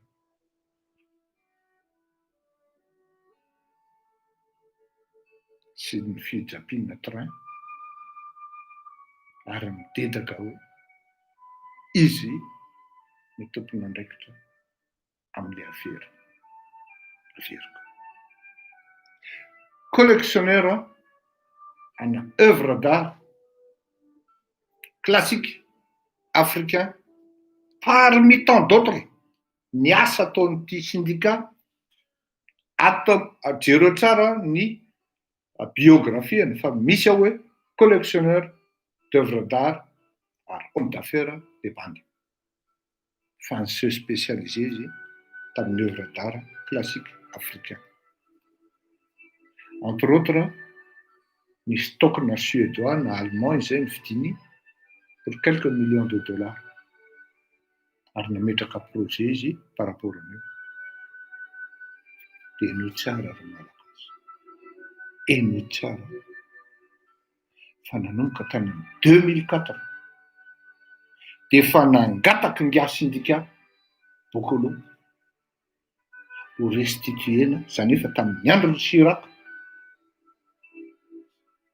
Et nous, il avait quel âge le gars? Il est né en 72, hein? Donc 2004, il avait 32 ans. Tamzani Stéphane Angata. Tu bandes quel tis, hein? C'est un petit génie. 15 ans, Derry. Non, faut pas.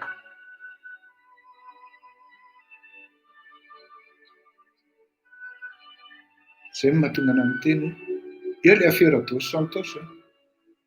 Du coup, les zanak'i Dos Santos tena hoe tena femme sans pitié. C'était une femme d'affaires. Io koa nefany mety avenir politique an'le bandy atahorandry Kabila sy ny karazany zany. Izy moa izy teo Tshisekedi. Ohatran'izay le président amizao. Atahorany dalàla ery. Efa tamin'ny nifandraisany amin'ity resakitsika ity, efa tamin'ny 2004 izy no nangataka ho restituena amin'ny Bénin, Sénégal, ny une bonne partie amin'ny œuvre d'art. C'est considéré na ohatrany hoe iny izy teo maninona zay nalainy ny frantsay tamin'izany andro zany. Ary tolona sy niady tamin'izany nga syndicat tokolo dahoaritsika eno azy tsika manko tsy afaka miteniteny foana fa tsy maintsy manome profo inona mitenin'le banky tamin'izany andro zany atao pause fa sao de mandreo raha atsika malala tsara hoe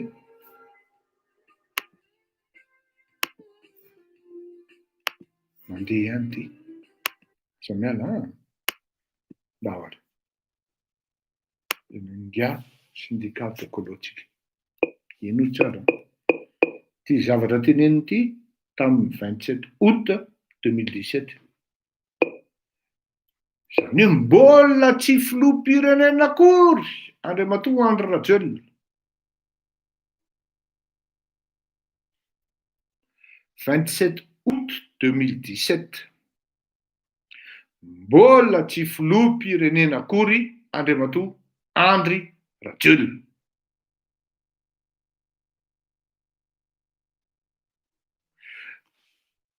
Za moa zany rehefa nanadiady alohan'ny hanotsika amin'nga dokolo dia dona tamin'ny rindrina ihany satria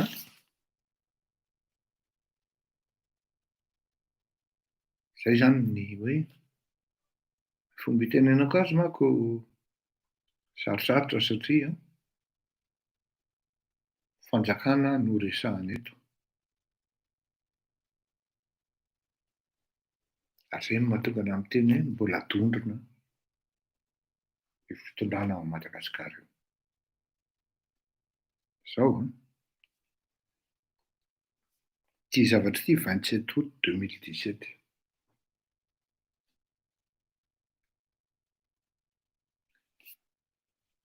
efa nisy demande fa tsy men'ny tompona andraikitra asa ty anahako hoe inona aby talohany 2018 entre guillemets zay talohany 2018 de samy mieritreritra nareo izy mpitondra tamin'izany fa tamin'ity andro tilo 27 août 2017 zay toy ihany tolo lefa nanomboka tany amin'ny taona 2014 dia nga dokolo no miteniny ity de ho azo avaiko aminareo avec preuve à l'appui koa avy eo hoe taiza no nitenenina suite ny pression nataon'le bandy kely ty satria tsy afenina fa mabandy kely le ry fa matotry le ry ary tena navity le ry. Raha misy zany tokony hisorana amin'izao fotoana zao de nga syndicat dokolo fanary Macky Sall na ny président tamin'izany Kabila na izy amin'ny président Benin moa tamin'izany dia tsy izy nangataka sy nanao pression par rapport antony fa nanao travail de lobbying nga syndicat dokolo maty moa izy zao malheureusement za moa tsy malala hoe marina le izy aloha sa tsy marina entre guillemets le hoe izy eo maty satria manana problème koa izy mivady amin'ny resaka arrestation dia tsy afaka misehoseho fa ino hoe ty teniny ty.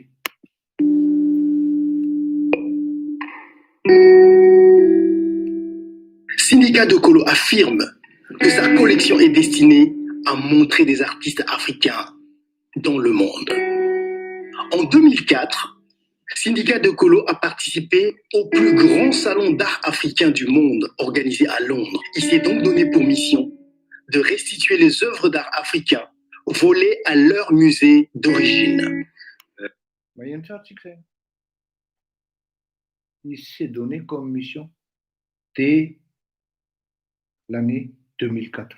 averiko tsara raha tsika manko mila averimberina tsara mihitsy hoe tratra amin'ny fisolokiana indray le malagasy dia tsy akory izy fa lasa indray izy hitehaka rapitra en'olo zany akory tsy midika hoe tsy azo le izy dia hoe ratsy non tsara be hoe azo le izy fa le gesta teknika ao anatin'le izy no tsy mety efa misy anie zany fileriko tsy malaza zany fa misy zany midetektehan'le zavatra tsy miaingy ndao.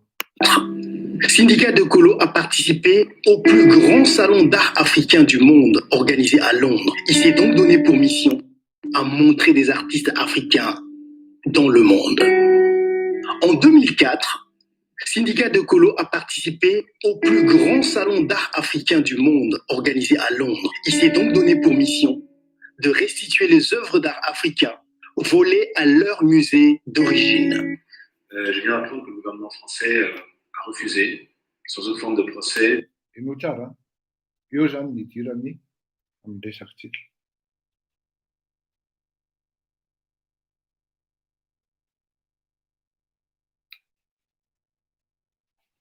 Eno tsara tenin'le bandy.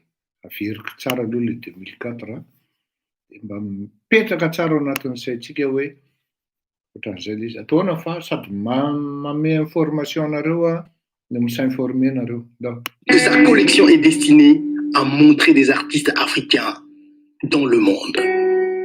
En 2004, Syndicat de Colo a participé au plus grand salon d'art africain du monde organisé à Londres. Il s'est donc donné pour mission de restituer les œuvres d'art africains volées à leur musée d'origine.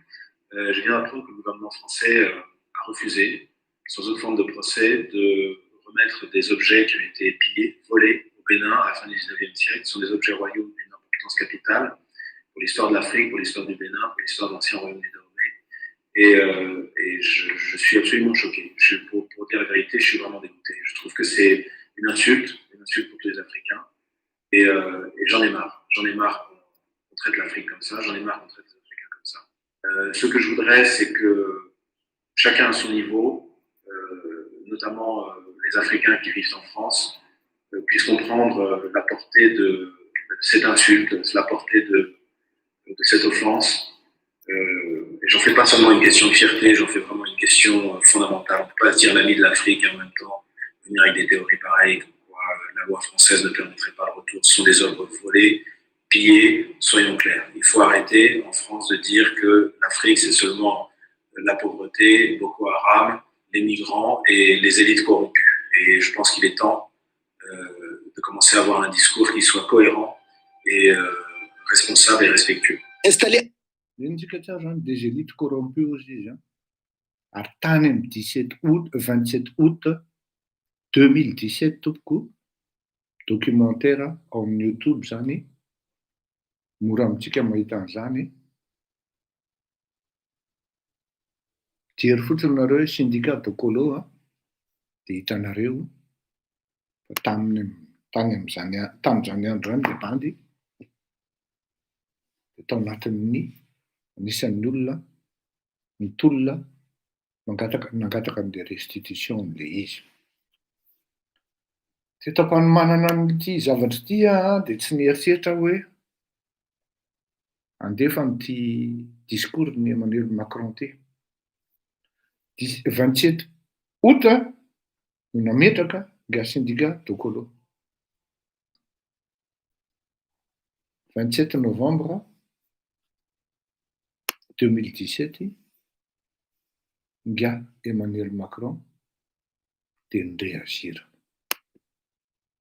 Efa filoham-pirenena Emmanuel Macron tamin'io i Andry Rajoelina mbola tsy filoham-pirenena. Mazava angam'izay. Ny datiny 28 novembre 2017 tao anatin'ny discours ny Andriamatoa kabariny Andriamatoa Emmanuel Macron tany Burkina Faso no niteny Andriamatoa na ny filoham-pirenena frantsay hoe tsy mety kosa hozy Ary anisany nampisy problema be io satria adihevitra be taty andafy io zavatra io tamin'izany andro satria inalléable na hoe trésorerie de guerre ary na inona rehefa tafiditra ao anatin'izany hoe patrimoine frantsay zany dia inalléable zany ary imprescriptible zany hoe tsisy prescription.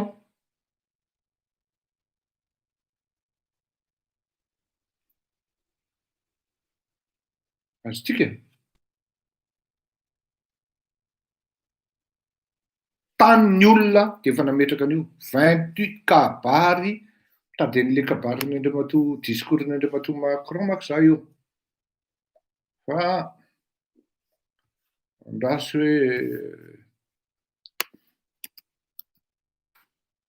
hoe de tsotra be manko misy olona vidéo. Voilà, ianao hiara. Ny datiny ity de 28 novembre 2017 tompoko. Dahoara.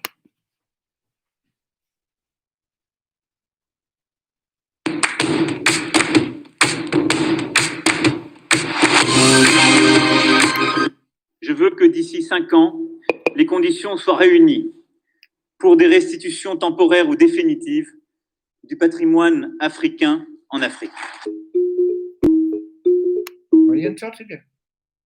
Pour des restitutions temporaires ou définitives.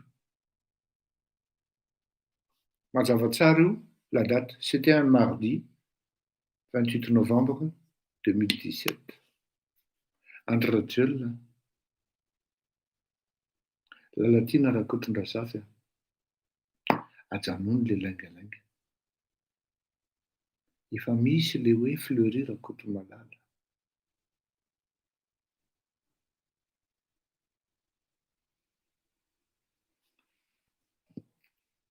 Nanaraka fotsiny nareo n'exploiter de manière jurisprudentielle ny cas en Bénin sy Sénégal fa tsy nareo mihitsy nanao ny tolona tompoko. Aza misolokoloko miala tsiny exploiter kely zay zavatra hoe ogia ataovy imezan'ny olona milay be. Za kosa aloha entre atsika manoratra daholo nareo ahoana le ogia ahoana zao. Vas-y jeune homme, j'apprécie votre travail. C'est un travail d'artiste et en même temps d'humoriste. Rehefa manao antony zavatra tony ka rehefa tsy mataty fanalana na surnom na opaopa de aza manao. Rehefa mitondra fanjakana ka tsy mataty kritika na observation na opa de aza mitondra fanjakana. Fa tsy voatery any amin'ny tribunal mifankahita. De régler ny affaire-nao isan'andro any amin'ny tribunal ianao zany. Andeha andany andro amin'izany Macron. Jeune homme, vous continuez ce que vous faites, moi-même j'apprécie. Parce que c'est bien fait. Ogi zany teneniko. J'ai pas de relation avec lui. Hein. C'est pas mon fils, ni un neveu. Ok. C'est un atao hoe za ve miady mitolona amin'ny liberté d'expression, liberté de manifester, de andeha hanao zavatra tsy mety amin'ny ogina ohatra hoe azoko za zao opainy Luc Hervé, azoko torinany Luc Hervé ary mihinany tady kirarony. Enfin non, il ne m'intéresse pas. Je peux porter plainte satria opa nataony tena injure. Anatin'ny lalàna frantsay zany zava-doza. Tena zava-doza. Ka ajanony le fikafika ho fa tsy nareo no nanomboka amin'ny tolona an'io. Hoe no niezaka sy ny anona nataon'ny fitondram-panjakana tsy Olon-kafa niezaka nanao an'io. Tsy mbola teo anareo dia efa nisy niezaka io.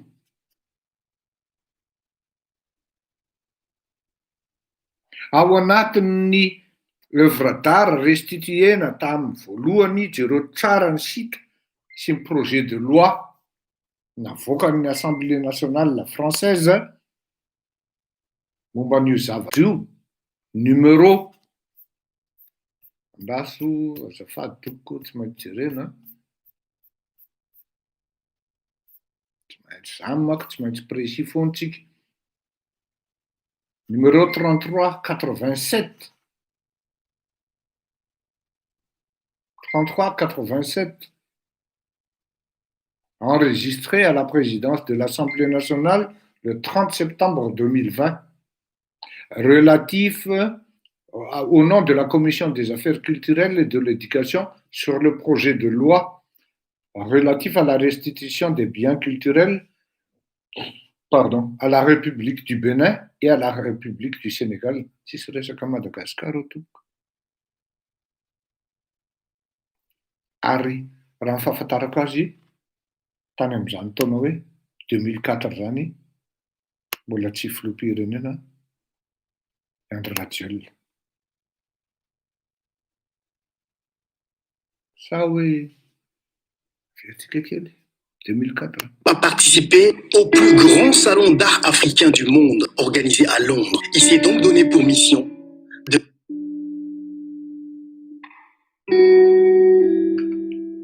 Syndicat de Kolo affirme que sa collection est destinée à montrer des artistes africains dans le monde.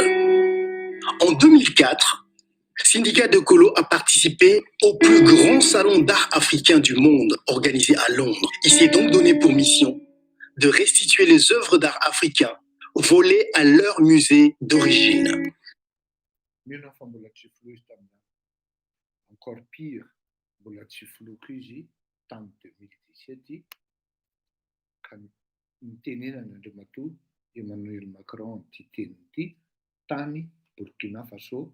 Que d'ici 5 ans, les conditions soient réunies pour des restitutions temporaires. Je veux que d'ici 5 ans, les conditions soient réunies pour des restitutions temporaires ou définitives du patrimoine africain en Afrique.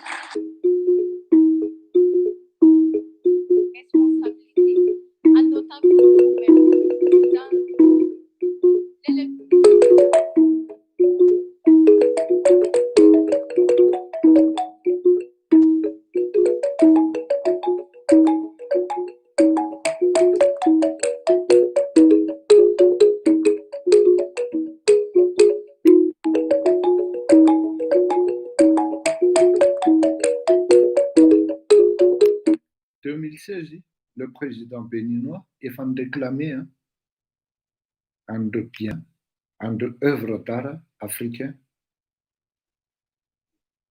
C'est à dire la France heureuse. Tsisy marque mihitsy hoe Andry Rajoelina tamin'ny 2016. Tsisy an'izany ao. Zay mahita an'izany dia mba alefaso aty amiko fa mety œuvre d'art koa zany, zany Corée zany azo exposena en Urinane.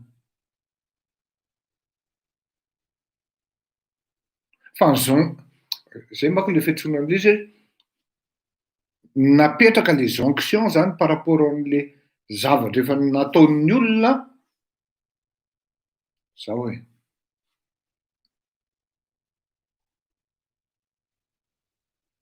raha resaka copier-coller matandraky Andry Rajoelina. Fa aoka le fikafika ajanony le fikafika fa tena non e tena tsy milamy 2017 ianao mbola tsy filoham-pirenena. Filoham-pirenena sénégalais, béninois, Ngasindika, Bokolo, Dokolo miresaka eto fa tsy nisy an'izany ary Emmanuel Macron no niteny sy déclaré averika any eto. Je veux que d'ici 5 ans, les conditions soient réunies pour des restitutions temporaires ou définitives du patrimoine africain en Afrique. Je veux que que d'ici 5 ans, les conditions soient réunies pour des restitutions temporaires ou définitives du patrimoine africain en Afrique. Voilà. 28 novembre 2017. Donc il y avait des gens qui ont travaillé dans les coulisses et qui se montraient publiquement aussi. Et heureusement, ça, ahafahantsika malagasy miapprécier sy micomprendre ny zavatra mitranga hoe aiza ho aiza zay le eto foana le teneniko hoe aza miandro ny olona nao ny zavatra tokony ataonao fa ianao ny tokony andraikitra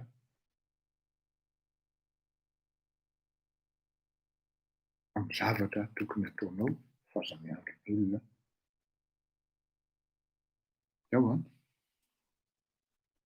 ao anatin'io programa resaka restitution io zany dia nisy EP zay EP ato anatin'le liste ato manko le izy fa raha tsy diso a ny firenena sénégalais nomena azy satria anazy le izy anatin'le restitution ary nga Edouard Philippe no nanome azy io zany le inona izy teo EP nga El Hadj Omar Tall e izy any nanatitra azy tany a Sénégal Edouard Philippe qui était le premier ministre et puis nga El Hadj Omar Tall io ary izy nanatitra ny malagasy tany Madagasikara to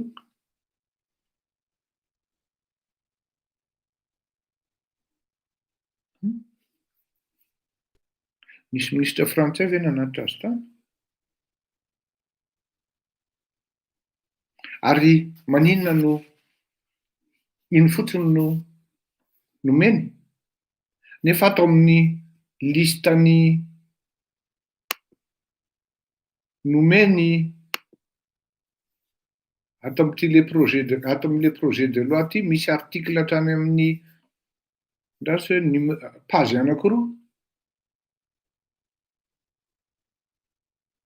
numéroté 1 numéro d'inventaire musée de quai branly zao sinkarazy numéro zao statut anthropomorphe du roi Guézo statut anthropomorphe du roi Glélé zay ny anarany io statut anthropomorphe du roi Bianzin sa Bianzin tsy haiko intsony porte du palais royal d'Abomey porte du palais royal d'Abomey numéro zao ny malagasy satria tsy ambikina fotsiny izy makidedaka jereo ny hafetsenana isaky natao tamin'ny 26 juin natongavan'le izy tany na ny daty ara calculena zany amin'ny hafetsena dia natao 6 novembre 5 novembre ny tonga dia idedahana rapitso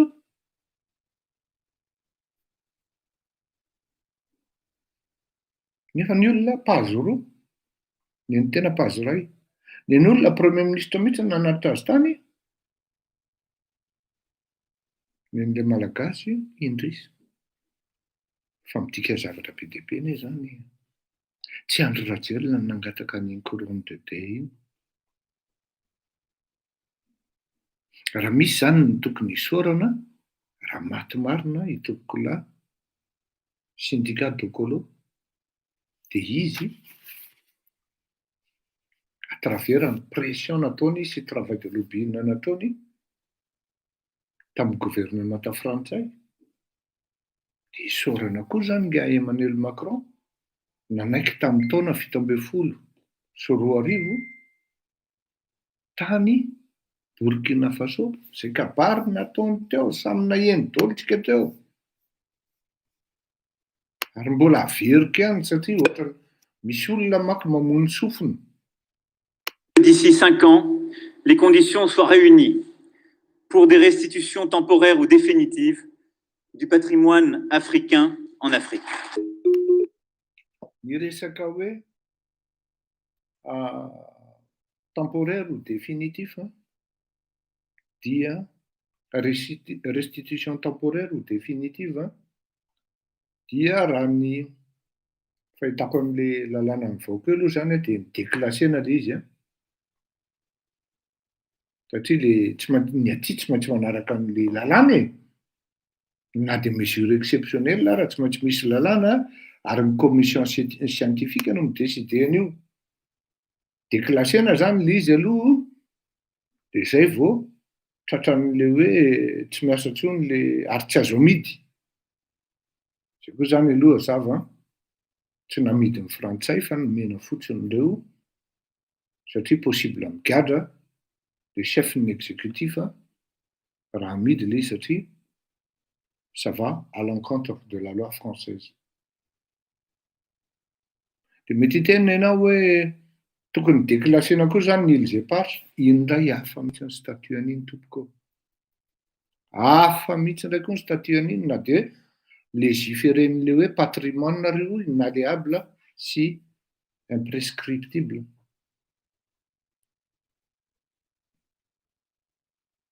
Mazava angam'izay. Ka dia tokony ro maheno ianao malagasy zany hoe misy olona nitolona nanao an'io dia androany ny fitondram-panjakana malagasy no midedaka hoe izy nitolona nanao an'io mba tsara ihany tsika ho mba misinformer malagasy. Za zany tena mba miangavy anao mihitsy. Mavesatra anie ny firafitry ny Le Monde ato. Satria dès 2017 io dia efa nanangana commission Emmanuel Macron. Madame Savoie sy izy anaran'ilay professeur avy any amin'ny université sénégalaise iny. Izy anaran'izy teo réunis angambany izy zay raha tsy diso aho. Zay no anisan'ny hoe nanao ny commission de recherche mifacilité an'le fametrahana an'le izy satria tena tsy afenina. Anisan'ny nisehoana an'izany koa ny ministra Bachelot amin'izao fotoana izao. Anisan'ny nanamora ny fametrahana an'io ary niaro an'ity projet de loi ity satria tsy maintsy nandalo tany amin'ny Assemblée nationale izy ity. Ary ao anatin'ny lalàna navoakan'ny Assemblée nationale tsisy resaka Madagasikara mihitsy. Benin sy Sénégal par jonction fotsiny dia azo natao le izy. Fa io moa zany tsy maintsy sy niavina sy avoaka lalàna aoriana kely. Ok. Ary le zao mbola manahirana ihany satria ity zavatra za zany mbola tsy mihina hoe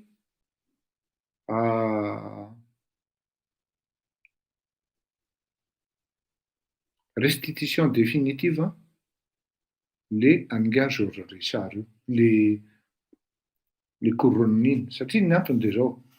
Ino tsara ny teny izy fanazavana ataony Le Monde, ça n'engage que Le Monde, c'est pas moi. Dans quelles conditions son donateur s'est-il approprié Georges Richard, qui a séjourné à plusieurs reprises sur la Grande Île. Une première fois tant qu'engagé dans le corps expéditionnaire de Madagascar, 1883-1885, puis dans le cadre de l'administration coloniale en tant que délégué pour le recrutement de main-d'œuvre malgache pour l'île de la Réunion, 1895-1896, mais il est aussi possible qu'il soit demeuré plus longtemps après avoir obtenu la concession d'un terrain afin de développer un élevage. En remettant l'objet au musée de l'armée en 1910, Georges Richard y joignit une photo montrant le grand Kabar au cours duquel la reine exhorta le peuple à prendre les armes contre les Français en 1895.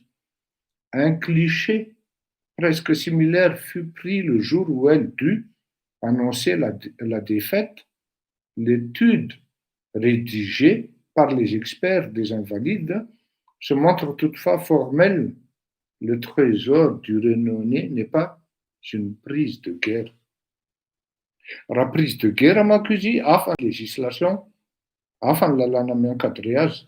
Fa raha hoe nomen'olona privé fotsiny, mbola hafa koa ny lalàna miaro azy na manodidina azy. Ka eo zany no tsy ahafahako miteny hoe définitive ve les restitutions sa temporaire. Fa io miankina amin'izay fanarahan-jareo tany, fa ny zavatra mazava, raha dans le cadre les projets de loi 33 87 teo izy dia na le hoe numéro 3221 non, rapport numéro 3221 ny enregistrement no 3387 dia Sénégal sy Bénin fotsiny eo ary restitution définitive rehefa nystatuena ilay izy hoe statuena natao déclasser, statuena natao déclassement zany ilay izy. Bref, pour résumer,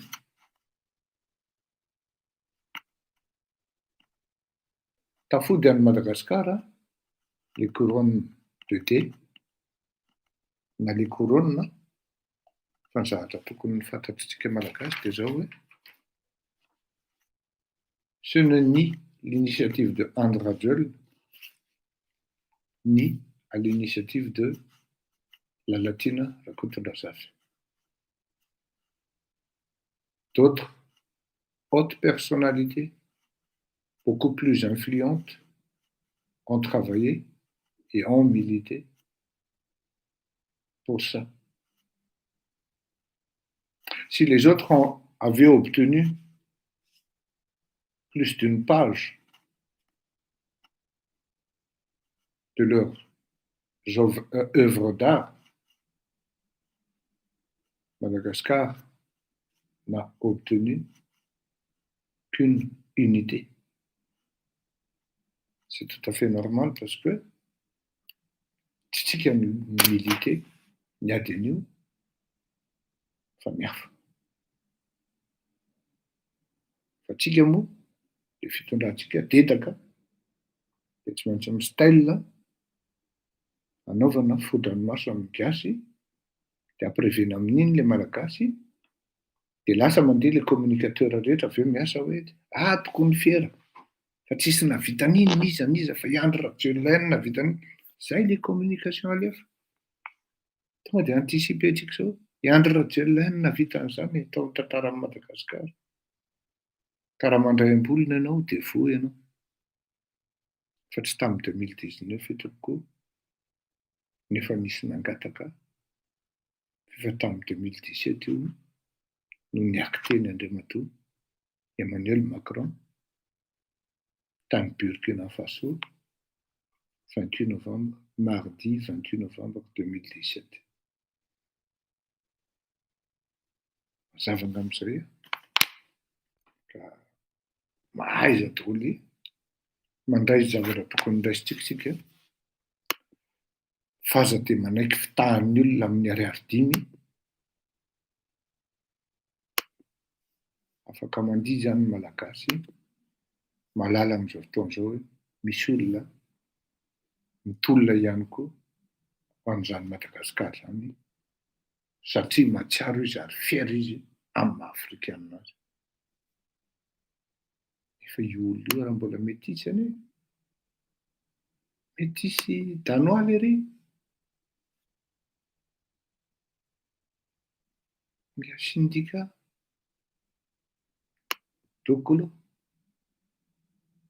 averiko amin'ny famaranana le reportage syndicat de Colo dia tonga dia tohizako amin'ny kabarin'ny filoham-pirenena frantsay dia andefa hira any amin'ny farany satria mba amin'izay mitsatoka tsara ao anatin'ny mémoire-ntsika malagasy hoe tratran'indray tsika le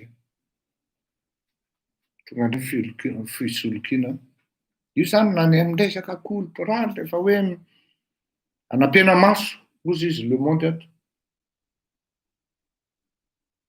anampiana maso fotsiny dia mieritreritra izy fa hisy unité nationale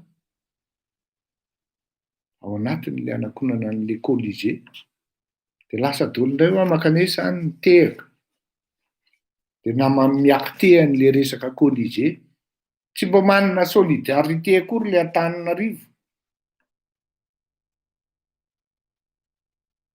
Tadio fa na mainty ary ianao eny amin'ny faritra iva ianao misy dadabe anao tena nanao zavatra tao ary niasa tao ary niaraka tamin'ny Andrina. Tsy namadika any Andrina. Nisy ny firaisamonina nafinaritra tamin'izany. Nahatongavan'izany rain'ilay arivony izany teo amin'ny fitondranany tadio fa nyvonoiny ny lalàna. Ramay nirova tamin'ny 6 novambra tamin'izany andro dia tadio fa alohan'ny akaran'ny Andry Rajoelina teo amin'ny fitondrana tamin'ny transition Mahia-Antananarivo. Mahia-Antananarivo dia ataovy izany. Tsy miteny aho hoe Andry Rajoelina ho any nandoro fa il y a un gars, un conseiller spécial, un conseiller en stratégie politique qui s'appelle Norbert Lal Ratsirahona. A participé au plus grand salon d'art africain du monde organisé à Londres. Il s'est donc donné pour mission dans le monde. En 2004, Syndicat de Colo a participé au plus grand salon d'art africain du monde organisé à Londres. Il s'est donc donné pour mission de restituer les œuvres d'art africains volées à leur musée d'origine.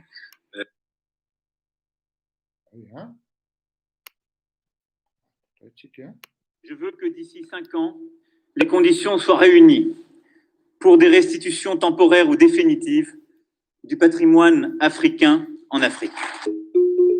Je veux que d'ici 5 ans, les conditions soient réunies pour des restitutions temporaires ou définitives du patrimoine africain en Afrique. 28 novembre 2017, reportage inviato Colo, 27 août 2017. Karanteny amiko ianao filoham-pirenena Andry Rajoelina tamin'izany dia bravo. D'accord? Afaka mitehaka ianao, afaka mitsinjaka ianao rapitso, dia fantatro tsara izany ny tokony atao. Satria taritona amin'iny resaka couronne-iny le malagasy dia voatarika amin'iny rapitso fa adininy hoe misy an'le colisée de la honte any ao anatin'io ary mifampidirana béton ao anatin'io zavatra io dia manompo ao anao. Mazava tsy nanane mazava tsy nanane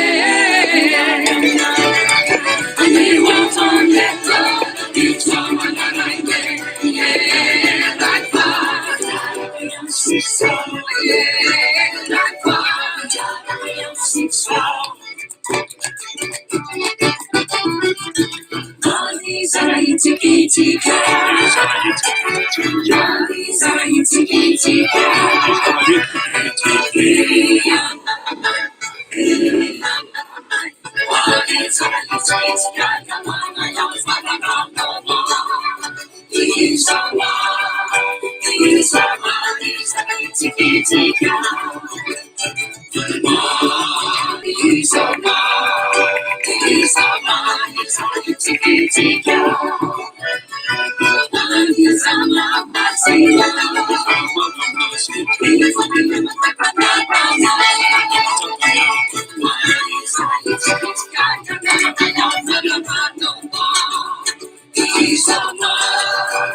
Isama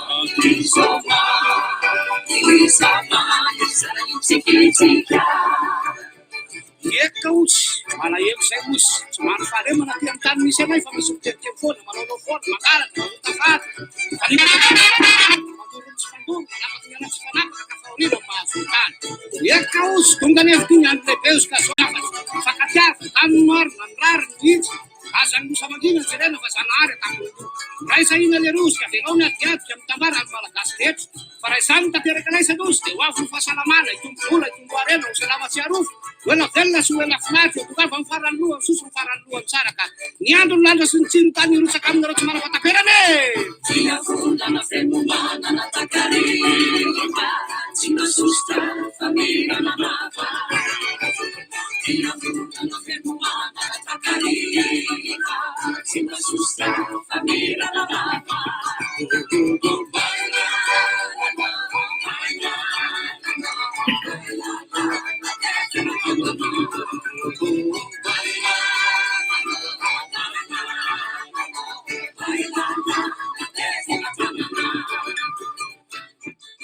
Jesús, buena ferna, buena fnarch. Dinadina kau tiba waka mamit sambil tarik. Sana tiap-tiap Jesús, sana kau. Sana batu, sana nayangan. Na batu sana kala fula na rin. Yan Jesús. Fal sa Jesús kata bu, kata bu fate. Wala sang tarde Jesús. Kata mo kita. Alif sang suka na ram manaf madurai. Mana na les kasa matau tu. Ano rin na usya. Sama tahu saya tu kata wale. Ibalino sa le ruwa fal sa ni nakado. Susun tukane Butina Susun tukane Butina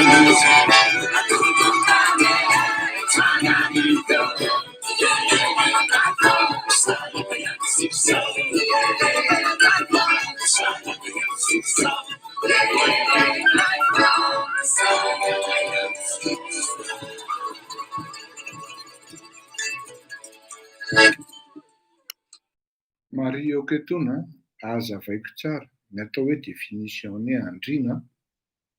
Définition-ny atao hoe andriana dia taranaka sy fianakaviana nanjaka na hoe mpanjaka. Satria any amin'ny faritra manko mbola misy andriana manjaka. Satria taranaka mpanjaka izy ireny. Ka ny fianakaviana izy ireny zany hoe ny tena marina isaky ny tribu dia nisy nanjaka. Zany hoe isaky ny foko zany ohatra ny Antakarana, Betsimisaraka, Sakalava, ny Betsileo ihany koa nanana ny azy a. Dia tsy fantatry ny taranaka taty aoriana ary zany. Ka tokony indrindra moa any amin'ny faritra sud-est iny a, tokony ho fantatritsika zany. Fa niova rery any no tsy nanana fanjakana. Ary izay ny revanche ao anatin'ny tantara. Vitany ary tratrany ny tanjona. Saotra tokoa mandra-piona daoly amin'ny rapitrimamy fotoana raha misy zavatra ho lazaina ary aza misalasala mandefa ny vaovao sy mitatra asika rehetra.